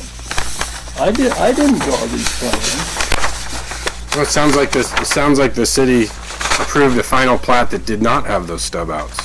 Well, there's no question that it didn't happen, but it was supposed to happen with the original approved plan. Why else would I give up the street? Why else would I give up the land where the sewer runs through? Why would I do that? Makes your vent land more valuable for I development. guess I was just being kind. Yeah, but it's not that way for me. I'm not doing it for that purpose. So, Mr. Chair, can you give us a map to show Barry the final approved by the council? And I'm assuming it would have been Wayne too, and So those are all documents I was able to give. I don't have all of them saved right now. Okay. Also, council, I am more than open. Development's happening in Mount Home. I don't know if you know. We have a lot of things in that area that are happening. I'm more than open to speaking with Mr. Peterson, welcoming him into the office and making sure that as developments happen and as they're sequenced, that perhaps he can do something that makes sense, which is easy when we're already doing work out there, to make sure that we can do those stub outs. Like he said, it's not an immediate need, but it's something that he wants taken care of. And I'm more than open to have that conversation to make sure that if there's an opportunity that we can certainly capitalize on it. so is that copacetic, Barry? What was that? I couldn't really hear it. So well, I'm not speaking for the council, but what Brock is proposing is us working, you and Brock working together with the developments that are out there and possibly doing some sort of working relationship for the stub outs or whatnot. Well, I'm sure it can be done. Just my simple mind says the sewer's on that side of the street. There's hydrants on that side of the street. So that's water and sewer. The sewer's in the middle, the water is on your side. So you're right, we would have to cut the street for every connection. So what Brock is proposing is to possibly work with maybe a developer that's already out there that might be able to help facilitate you. Yeah, if we work on this, I have no doubt we can get it done. But there has to be a willingness. Mayor, council. Go ahead. I would think that, I mean, if this, like it says unplatted future development. If this does get developed, we know where everything's going to have to get hooked into from there, and we're going to have to cut that road no matter what. I mean, you just can't go underneath it. And hopefully, you hit this right spot. So, Or you go into his property where the sewer line goes in and bring it from there. well, I mean, looking at how this goes, like, you know, if this does future get developed, there is a road right here to be able to, you know, I think that, I don't know, looks like it was supposed to get stubbed this way. I don't know if this one got stubbed. It looks, well, it must Well, it's all the way through it. It is, because right here, there's a water blow off right here. Looking at these plans, there is a water blow off right here.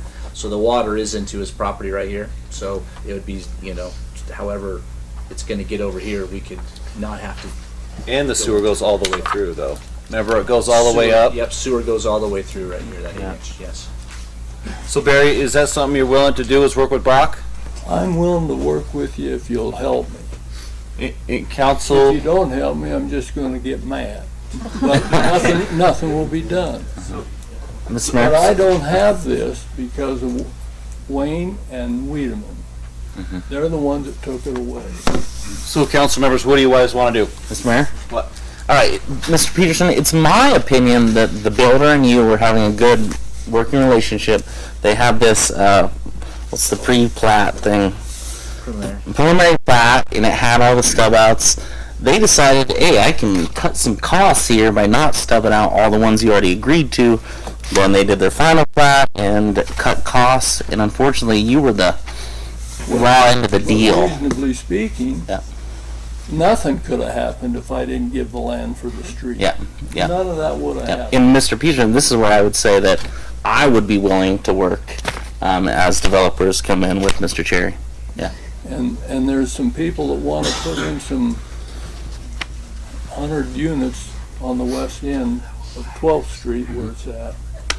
And they have on the east side of that I don't know if it's gonna go in or not, but on the east side, they got some space there. And there isn't, I own the land that is north of them as well. There isn't any reason why something couldn't be run over there on open land. So that's my opinion. Council members, what do you guys want to do? This is a discussion. Yeah. So if there's some kind of directive, if you guys have direction for staff, then we can come back.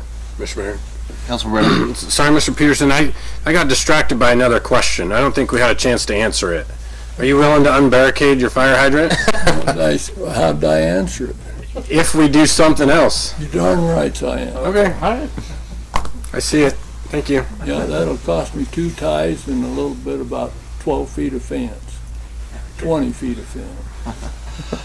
All right, councilors, how do you want the stuff? What's your direction? Mr. Mayor. Councilman Brennan. Our attorney said it's not a city problem. I think Mr. Peterson's going to have to work with Mr. Wiedemann. Okay. Mayor? Councilwoman Garvey. I agree with the city working potentially with them in the future. Can't hurt as long as it's cost effective for us, since it isn't necessarily our problem. Mr. Mayor? Councilman Stokes? Mr. Peterson, I'd ask you to please really show some good faith by barricading those fire hydrants. You want me to show the good faith first? Yes, sir, yeah. Well, that's kind of you. When I see that thing moving, I'm all in. If that's the thing that makes it happen, I'll be glad to go first. Cool. But you can see my going first before what it got. Yeah. It's clear to see when you make a deal with somebody, it's really a deal only if both parties get something. I gave the land. I got nothing. Wiedemann doesn't own ground out there anymore. He sold it all off. He's gone. Pitcher's gone. Wayne's gone. It's just you and I here. Councilman McCain. I'll agree with Councilwoman Garvey. Okay. All right, Barry. Thank you. Thank you. Listening to me. Alrighty, we're down to item number 3 on new business, deliberation decision on Planning and Zoning Commission recommendation for annexation of zoning R4 Plan Unit Development PUD for 10th Street neighborhood, findings of facts. Council members, what do you guys want to do? Mr. Mayor? Councilman Stokes. Can Mr. Cherry just give us a quick rundown of this PUD? I need a refresher on these. Yeah. Well, I have my report. Oh, I do too. What's right here?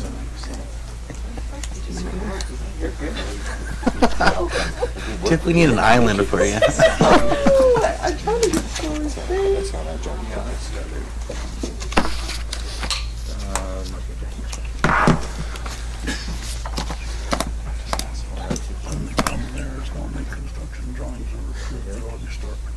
have this. I don't have your report. Yeah, I have my report, but you're good.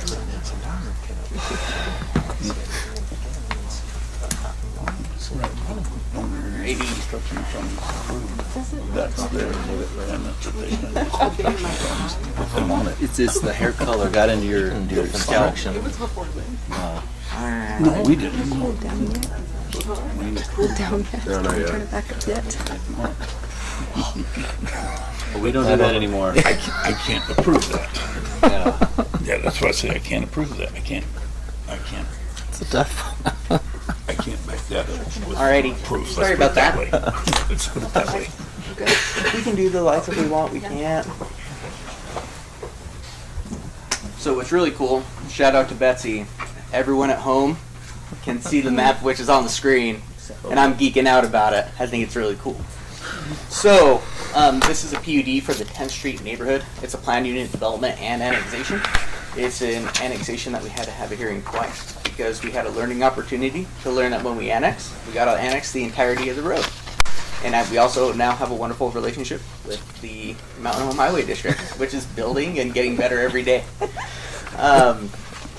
What we have here is a development that will ultimately be in phases. It's a planned unit development, which the intention is it will be expanded upon over time. Similar to the Turner House development, it's a mixed-use sort of residential development consisting of 36 dwelling units. Some will be live-work units, others will be apartments, others will be your standard townhomes. I will let the applicant who is present today, he will be able to come up and elaborate of what everything looks like. The underlying zoning has been proposed to be R4, which is the same zoning as Silverstone, which is directly to the west. Some things that make this project a little bit different is the standard of procedures that we have to do. So this property, and I've been able to work immensely with the Elmore County P&Z, huge shout out to them, is actually already within a subdivision, a very old subdivision called the Fruitvale subdivision. And then the county, for tax reasons, divided it into tax parcels. So what I had to do to ensure that over a long period of time, if you approve this annexation today, that we don't have one portion of a city lot, well, of a lot in the city, and another portion within the county. So what is going to have to take place if this body sees to approve this annexation and also planned unit development is we will need to condition it that prior to receiving any sort of building permit, that they do a vacation of the existing subdivision, not a vacation like going on a trip, but to vacate the old subdivision which is there so that the applicant can implement the new preliminary plat, have everything be clean, and have city lots be city lots, county lots be county lots. I saw that may be confusing. I can definitely restate it and make sure that you understand those portions. When we look at the comprehensive plan, everything around here for the future land use map has it as residential. Unfortunately, when it comes to residential development for the future land use map, it doesn't give any sort of specification, whether it be high density or low density. It just says it should be harmonious with the surrounding area. Those standards of approval are all within your staff report that you have today. They have done a traffic impact study, which normally city staff, city code gives us discretion of when we should mandate a traffic study before an application coming to city council. Working with Mr. Richard Akiti, the general number has been 60, 70 units. That's when generally the local roadways that are there are affected in such a way that the level of service could potentially go down. They're only doing 36 units at this moment. However, they, in good faith, wanted to do a traffic impact study that they will also build upon to, as this is amended for more development, that they can adequately illustrate to this body that what they are providing, our infrastructure is suitable, and or if we need to make improvements to the current transportation infrastructure which is there to satisfy the development that they are proposing. With that, I don't have much more information. The applicant, I believe, can give a brief presentation of what they are thinking and a brief overview, and then I open myself for any questions you may have. Would the applicant want to come on down? Sure, thank you. Yep.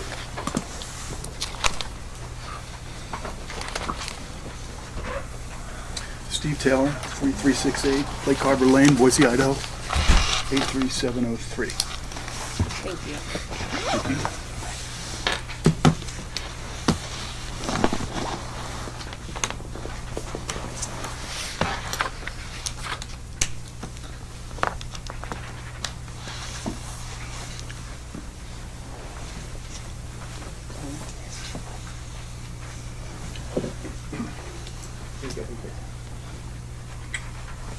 Thanks for the opportunity.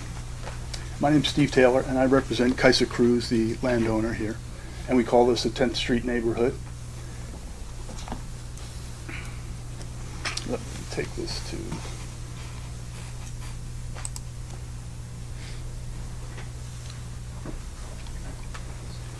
We have paid strict attention to the comprehensive plan from 2019-2020. And to describe this property, we are within the residential zones of a future expansion. We are adjacent to city land, and we are adjacent to water and sewers utilities. We're also on a collector, so transportation-wise, we think we are following all the intentions of this development from a land use standpoint.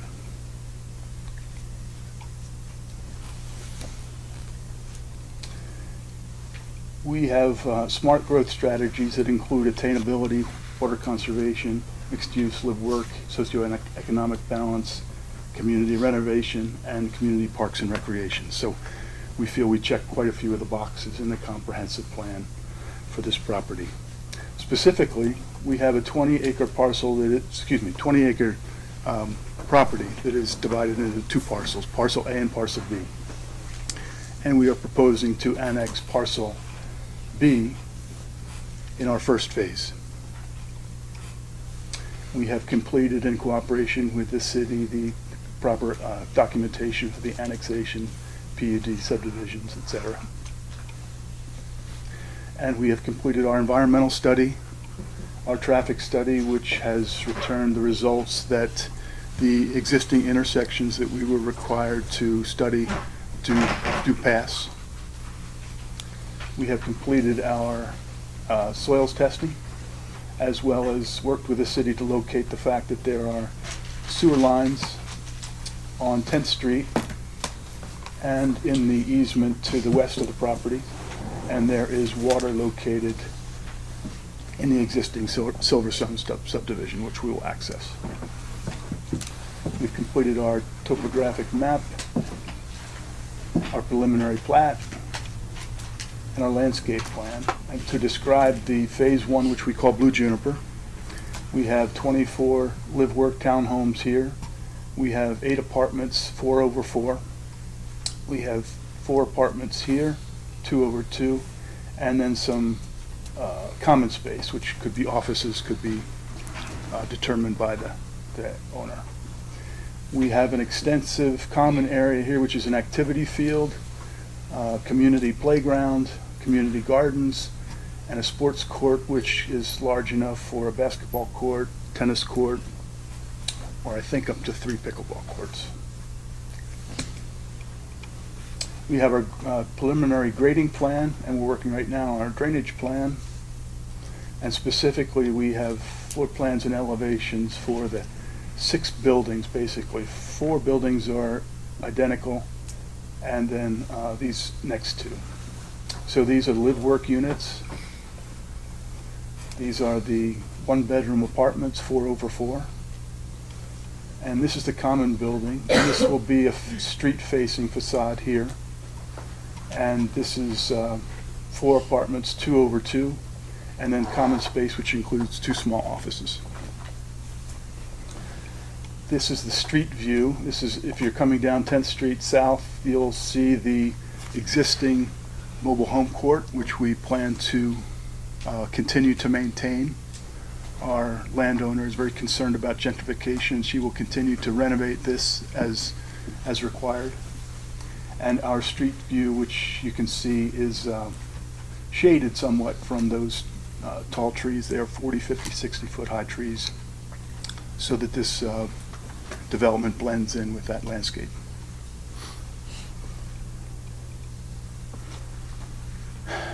That's the end of the quick presentation. There's much more detail beyond this, but I'd be glad to answer any questions. Thanks, Steve. Council members, got anything for Steve? Yeah. Councilman Brennan? Are your units here for sale or all for rent? It's both. The live-work townhomes would be for sale. The apartments would be retained. Okay. And as far as the large green park or grass space, Yeah. is that going to be retained by the owner, or is he going to try to give that to the city? She is going to retain that and make it available to the public, and it will be part of the HOA and the CCNRs that are developed in concert with the city. Okay, but no intent to create it and then hand it over to the city? We explored that, and it just seemed to be not feasible, maintenance-wise, cost-wise, et cetera. That's good. I'm okay with that. Yeah. Yeah. Mr. Mayor? Councilman Stokes? Steve, how does the traffic tie in? Does it tie into Silverstone Avenue? It does not. It's Okay. recommended in the comprehensive plan that we not do that, Okay. that we tie into the collector, which is 10th Street existing. Mayor? Councilman Brennan? Rich, he mentioned bringing the water and sewer from Silverstone. Does it have enough capacity to handle all those units? It does. As is right now? Okay. Mr. Mayor? Councilman Stokes? Last time we approved a subdivision, if you will. Councilman Brennan mentioned something about xeriscaping, which I'm passionate about. How do you and your client feel about xeriscaping one half of the front yard? Absolutely. It's in our plan to include climate appropriate landscaping. We do want to add trees and shrubs, etc. Okay, Steve, I only say that Yeah. as so that we are consistent. I think that's critical. I agree, 100%. Mayor. Councilman Brennan? On, yeah, and I don't know the appropriate terminology, but what we did was in this previous development is, I guess we agreed that the front yard would consist of no more than 50% grass. And so whatever else. And I always felt like I needed to clarify, which I did then. The yard does not include the driveway. So whatever, you know what I mean? Like, I could see somebody trying to trick me on that one. I don't know. That's just the way my mind works. But no greater than 50% grass in the front yards. Would you be agreeable to that? Absolutely. Okay. Any other thing? Any other questions, concerns for Mr. Steve? I'm sorry, Mr. Taylor. It's all right. Mr. Mayor? Councilman Stokes? Ooh, I feel like I want to make a motion. To approve the Planning and Zoning Commission recommendation for annexation and zoning R4 PUD for 10th Street neighborhood with one condition that no more than 50% of the front yard be grass. Would you please break it apart into two motions, one being the annexation first, and then the second motion being for the initial zone and the plant and Union Phil. Can I do that through interlineation? Mr. Mayor. Go ahead, Councilman Stokes. Hang on a sec, Brock. I'd like to amend my motion through interlineation of legal counsel. Brock. These townhomes really don't have front yards. Just so you know, the townhomes which he's proposing, it's already they're already very, very small. So if you want to do the 50% for the small spaces there, that's fine. But know that this isn't the typical single-family home front yard. The other thing I would request from this group is that we put a condition upon the annexation, that once annexed, and we can do this once we get the findings of fact, we can get a annexation agreement before you to say that he will not be able to pull building permits until the existing subdivision is vacated. That was a conversation that I've had in length with Mr. Taylor and also the Planning and Zoning Director for Elmore County to ensure that for a long period of time that we don't have a lot where one portion is in the city and one portion is the county, and to ensure that all of those housekeeping items are taken care of in a timely manner. Mr. Mayor, I'd like to amend my motion by interlineation of Mr. Cherry about this annexation stuff he's talking about. It's over my head. Mayor, Councilman Brennan? it's getting kind of complicated now. Can you kind of just spell it out for us? Yeah, I don't want some of the subdivision in the county or in the city, and I don't want it to be grass in the front yard by more than 50% of what we've agreed upon about the Paiute neighborhood. We're talking just annexation right now. Correct. Yeah. Okay, so let me. So there's been a motion made to annex everything, so there's not stuff in the county and city. So we're going to go with that one first. Yep. So there's been a motion to do that one first. Mayor, Councilman Brennan? we're not annexing it all right now. We're putting it contingent upon the vacation. My recommendation One condition. would you approve the annexation, but the condition is upon this, once it is annexed, on being able to receive building permits, and making it so he is unable to until the existing subdivision is vacated. And that was a condition that has been spoken with both Mr. Taylor, the owner of the property, and also Elmore County. Agreed. Yep, agree. I'll second that motion. All right. Councilman Stokes. Okay, so there's been a motion, there's been a second. Any further discussion? Hearing none, I'll call for the question. Councilwoman Garvey? Aye. Councilman Brennan? Aye. Councilman McCain? Aye. Councilman Stokes? Aye. Councilman Stokes, you want to make another motion? I'd like to make a motion on, okay, we just did annexation, now we gotta do zoning, that we zone this as R4, or planned unit development for 10th Street neighborhood finding of fact, with the one condition that no more than 50% of your front yards is grass. I know that sounds weird and might not be applicable, but it's consistent. Thank you. Second. It's been motioned and seconded. Any further discussion? Hearing none, I'll call for the question. Councilman Stokes. Aye. Councilman McCain. Aye. Councilman Brennan. Aye. Councilwoman Garvey. Aye. Alrighty. Congrats. Thanks, Steve. Thank you. Thanks for coming out tonight. Appreciate your help. We'll run down to item number 4, action item, deliberation discussion, deliberation decision on Planning and Zoning's Commission recommendation for annexation and zoning C3 for East 8th North Street and findings of facts. Brock, you're up again. Alrighty.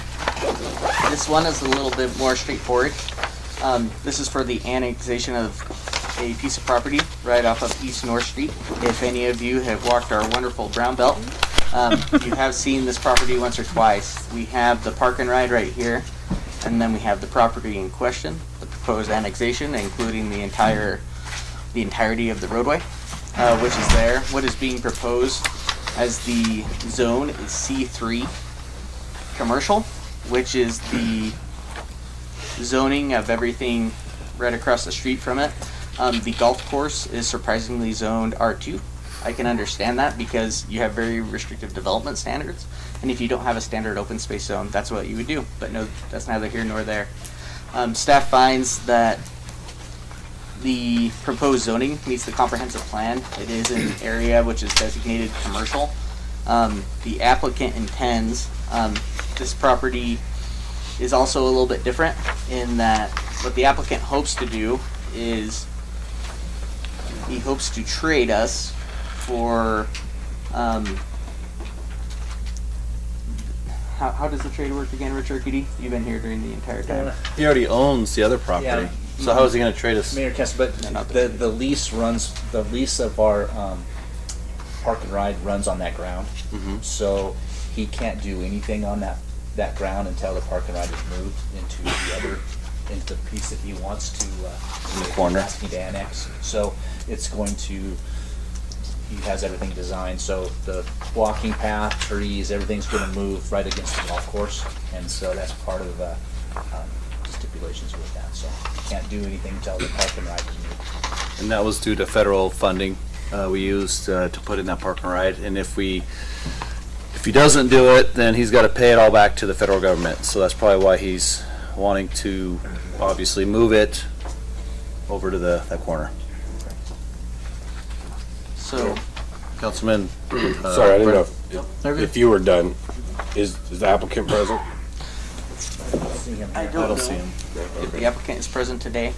But speaking in strictly terms, and this is strictly zoning, it's making sure that the standards of zoning which are in our city code are met, and that it is indeed harmonious with the C3 district which is there.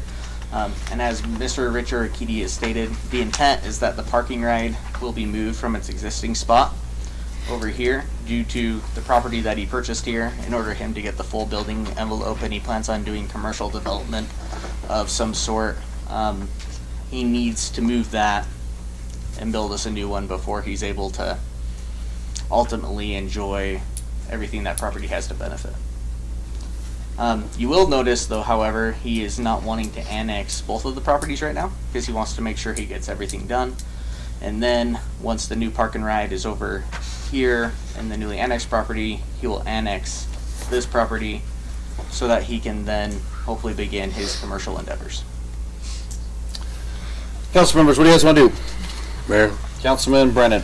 Make a motion to approve annexation and zoning C3 for East 8th North Street and approve the findings of fact. What? Legal wants you to split it up. Oh, this one didn't have a PUD. Okay. So just do the... Make a motion to It's annex. silly, but the annexation always comes first, and sometimes it seems silly to have an annexation that doesn't initially have a zone. So you don't, usually you do annexation and zoning, and then you do the plan unit development beforehand, but the zone is tied to the PUD, it's actually the designation, so that's why you're splitting it up in that way. It seems kind of silly, because you annexed and zone, but Okay. Make a It's motion the order to, that it has to happen. to annex said property. Second. It's been motioned and seconded. Any further discussion? Hearing none, I'll call for the question. Councilman Brennan? Aye. Councilman McCain? Aye. Councilwoman Garvey? Aye. Councilman Stokes? Aye. All right. Mr. Mayor, Councilman Brennan? make a motion to zone said property C3 Second. and approve the findings of fact. Second. It's been motioned and seconded. Any further discussion? Mayor, Councilman McCain? considering that C3 is in this area around, all the way around it except for one location, that would be a good zoning for this. Or any further discussion? Mr. Mayor? Councilman Stokes? I agree with Councilman McCain. That seems perfectly acceptable to me. Any further discussion? Hearing none, I'll call for the question. Councilman Stokes? Aye. Councilman McCain? Aye. Councilwoman Garvey? Aye. Councilman Brennan? Aye. All right. Councilman, on number 5, what do you guys want to do? Mr. Mayor? Councilman Stokes? Received several letters regarding this. Given the complexity of the issue, I'd like to see this possibly put out for a public hearing. Just my thoughts. Mr. Fitzer? Yeah, with the Department of Transportation that you got earlier today, probably could be deemed a material change, and at least it's provide future guidance. We also got a letter from legal counsel today, which I respectfully disagree with. It goes against your own manual, by the way. Make lots of arguments. However, no one's ever argued they've had too much process, so I am not against the prospect of addressing this Department of Transportation issue. It doesn't disrupt what we're doing with the incentive program in any way, so, but I do believe more process is always better. And I'm heckling you. So, Councilman Stokes, you're wanting to pull this action item to set up for a public hearing? Yes. So, when would you like that public hearing? I would like to have it March 14th if possible. Is that too soon? Is that enough time? You need 15-day notification. I I don't would think say we the have enough 28th time is- for that. You're gonna have to push. I'd like to set it for March 28th then. Okay. Plus, I won't be here. You'll be here the 28th? I'll be here on the 20th. Okay. All right, we'll run down to action number 6, deliberation. We didn't. Was there a We vote? didn't. Oh, I guess I better, I was gonna say, yeah. wait a second. Okay, I'll second that motion after listening to council. okay. It's been motioned second. It's been motioned and seconded. Any further discussion? Hearing none, I'll call for the question. Councilwoman Garvey? Aye. Councilman Brennan? Councilman McCain? Aye. Councilman Stokes? I couldn't remember his name. Alrighty, we'll run down to action item number 6. Deliberation decision on Planning and Zoning Commission recommendation for conditional use permit for a daycare located at 575 East 2nd North Street and findings of facts. Council members, what do you guys want to do? Mayor?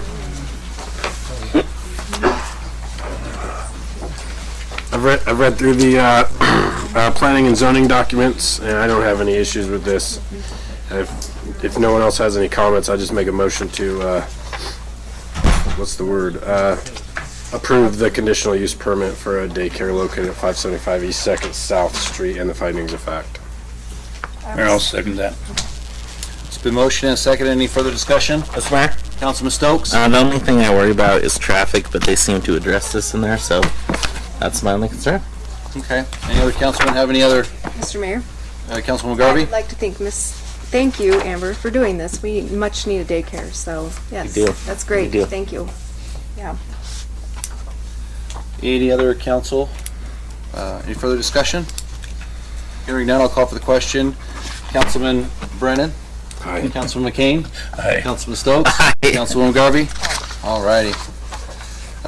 Number 7, action item, deliberation decision on Mountain Home High School Senior Celebration Committee to be used information sign for their fundraiser advertisement. The reason I brought it to you guys is I have a son that's a senior, and I would have done it for any other senior class, but I don't want someone saying I did it because my son's a senior, so I'm here asking, what do you guys want to do? Mr. Mayor? Councilman Stokes? I read this thing, it was great. I also read our policy I did highlight the part where it violates the policy. Given that these funds are used for all seniors, I personally don't have a problem with it, but gets me thinking that we should possibly look at rewriting the policy. That's not very old. Mayor? Councilman Brennan? I kind of, as Tiffany just alluded to, is this is a brand new policy, and I think I helped kind of like direct this. I don't want to see our board become a fundraiser board. That's not what it's there for. And I know we have a different body of a council now, so I'm opposed to fundraising advertisement on that board. Mayor? Councilwoman Garvey? Since I am new and I was not part of this digital message board policy, I understand the no fundraising on the board, but I also understand, I mean, the senior celebration and our high schoolers are pretty doggone important, so I definitely could go to where we bend the rule a little bit on that. So, but with that said, we have to, every advertisement that's going to come our way, we need to figure out why. I mean, we just can't have a citizen advertising, but high school is pretty important. Mr. Mayor? Councilman Stokes? Did the person requesting this go through this process that it was denied and then we're getting it back as reconsideration, or what? No, because I felt that my son is a senior, and I felt like I didn't want someone to say, "Oh, I'm going to give special treatment to my son's senior class versus somebody else's senior class." Gotcha. Mayor? Councilman I just actually want to read from the policy so everybody knows what we're talking about. Amongst several other things, what we're specifically mentioning, it says the event must be open to the public at no cost and not be exclusively for commercial or personal gain or fundraising. I think it's a slippery slope. You approve it here, you're going to approve it for another group that's important to our community, which they're all important to our community. So I would encourage the city to deny it.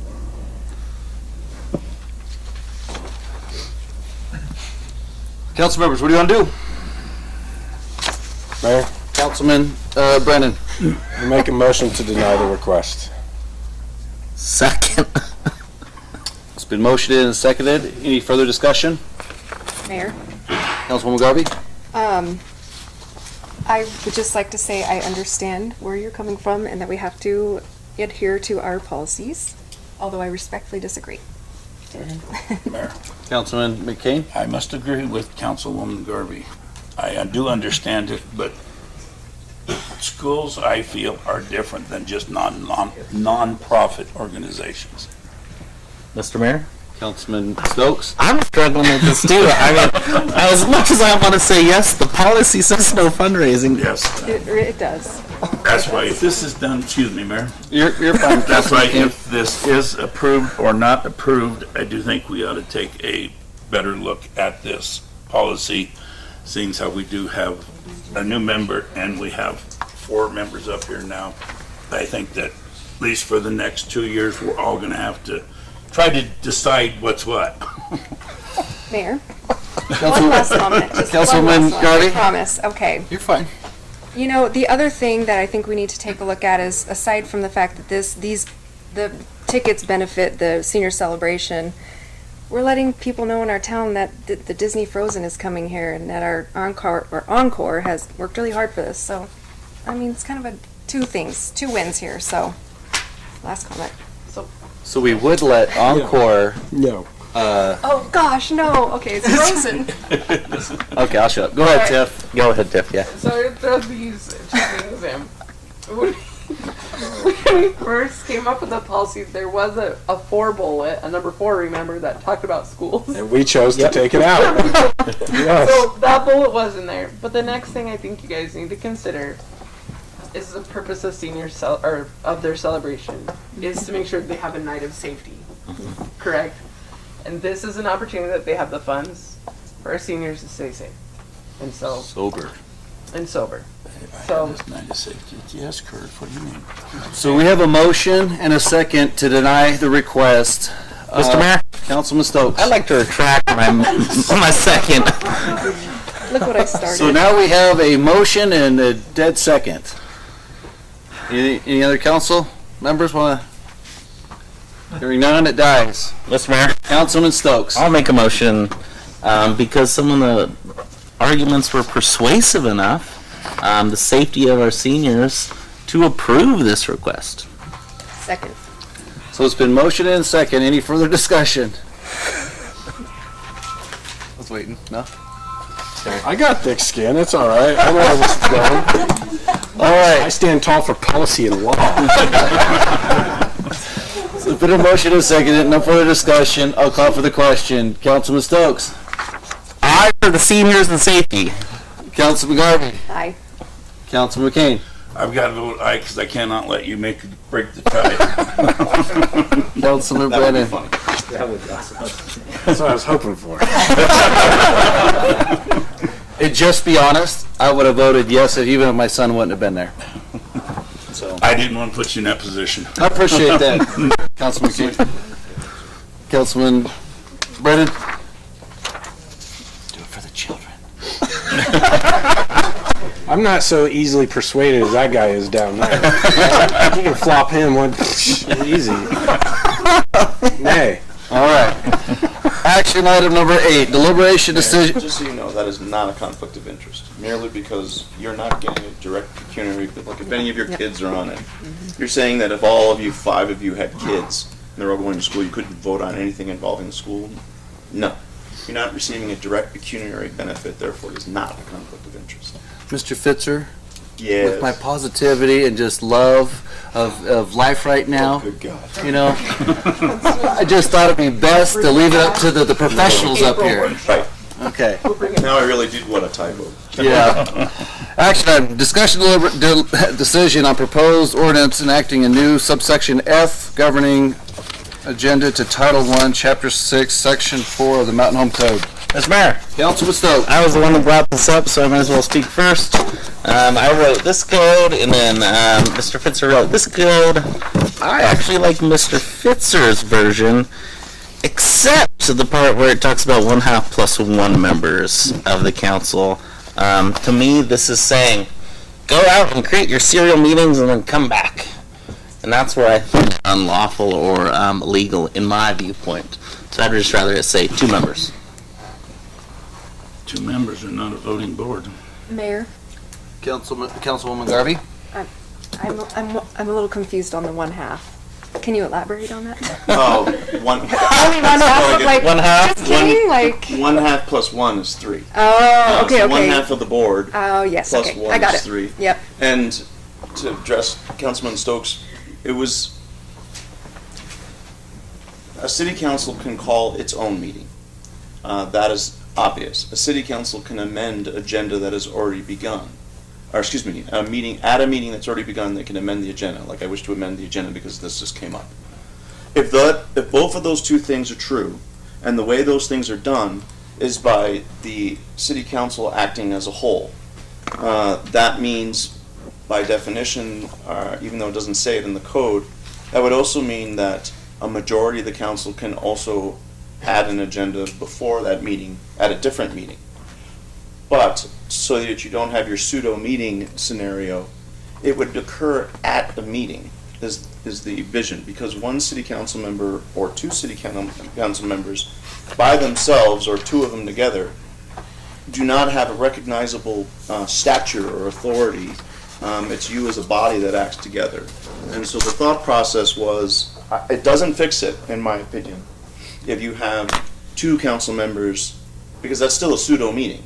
You do not have to have a quorum in order to have perhaps unlawful deliberation and or discussion outside of an open public meeting. So the idea was always that it would be at an open public meeting. So if you have a council member during your council comments, let's say, you say, hey, I think I'd like to have this at the next meeting. You know, what say you? Yeah. If you have 3 yeahs, then it's on the next meeting. And so, you know, the chief executive controls the agenda at the beginning, but you guys, as an entity, again, you are only an entity when you are here. Now, sometimes we'll have emails that then become a meeting in that regard, and I don't mind those if it's purely procedural, saying, hey, on Tuesday, let's start at 5, not 6. But when you're talking about saying, I want this particular thing on the agenda, that it's almost impossible to not have some sort of not just procedural, some sort of substantive context there. Well, why do you want it? You know, and merely advocating, say, I do want it, or saying, no, I really don't want it, is implicitly almost without even a word being said, is somewhat of a discussion of it. And so it made me nervous when it was one member that just says, go ahead and put it on, or two members that get together and say, go ahead and put it on, versus the 1/1, where you say, yeah, I'd like to have this on the next meeting. And if it's something that is really eminent that needs to be put on, of course you could amend an agenda once it starts. I would argue that you could, one of you can go to the clerk saying, I'm confident that this is going to be able to be put on, and you could just do it that way, kind of informally, and then once the meeting begins, it's on the agenda, and if three of you are like, nah, we're not doing that, then you can kibosh it and amend it and take it off, I suppose. But as far as an ordinance that's in black and white that says this is now a law, the only way a city council member has any power is when you have 1/2+1 of you. Okay. And the only time that ever happens, of course, is in the meeting. That's why the way I wrote it, I know the way I wrote it is lawful. I'm not sure the way that your version of it is lawful. I don't know that it's not lawful. It's not. So I can't tell it's not, we're outside the context of the statutes right now. Yeah. So I'm reading in between the lines on some of these statutes. But I think the logic that I employ to it makes sense given amending an agenda once the meeting began, or you guys can call your own agenda. You guys can have your own meeting. And if both of those are true, then it makes sense that you could add an item to the agenda. But all three of those scenarios all involve the city council acting as a whole, as a body. Cool, Mr. Mayor. Councilman Stokes. I'd like to thank legal for that great explanation. That sounds good. I only say that, I want to do it beforehand so that if we wanted to say, what's the term you used the other time last week? I use a lot of terms. I know. Throw us to the wolves, whatever it was. I forget what it was. Yeah, the meat grinder. That someone had some notice. That was all. Yeah. So. And there is ways, like if one council member says, hey, Madam Clerk or City Attorney, I think we need to have this on the next meeting agenda. Then there's ways that we could reach out and make sure it gets on the agenda too. So, but as far as an ordinance, as in this is the law here, kind of thing. You're creating law. You're doing that as a body. All right, Councilman, what do you guys want to do? You explained it. Do we need an ordinance? Mr. Mayor. Councilman Stokes. I'll make a motion on the proposed enacting a new subsection F governing agenda to Title I, Chapter 6, Section 4, the Mountain Home Code, the one that Mr. Fitzer wrote. Second. It's been motioned and seconded. Any further discussion? Yes. Councilman Brennan. I would like to take one other thing from Councilman Stokes' request and put it in here. In the attorney's draft, it says, however, 1/2+1 of the members of the full city council shall have the power to add items or amend any agenda as provided by law. I'd like it to just be more specific. This say we can add discussion and actionable items to any agenda. Yeah. You already have that power, but okay. Yeah. I don't think we feel like we do. I'll amend that a motion, sure. Okay, so it's been motioned and seconded. Any further discussion? Yeah.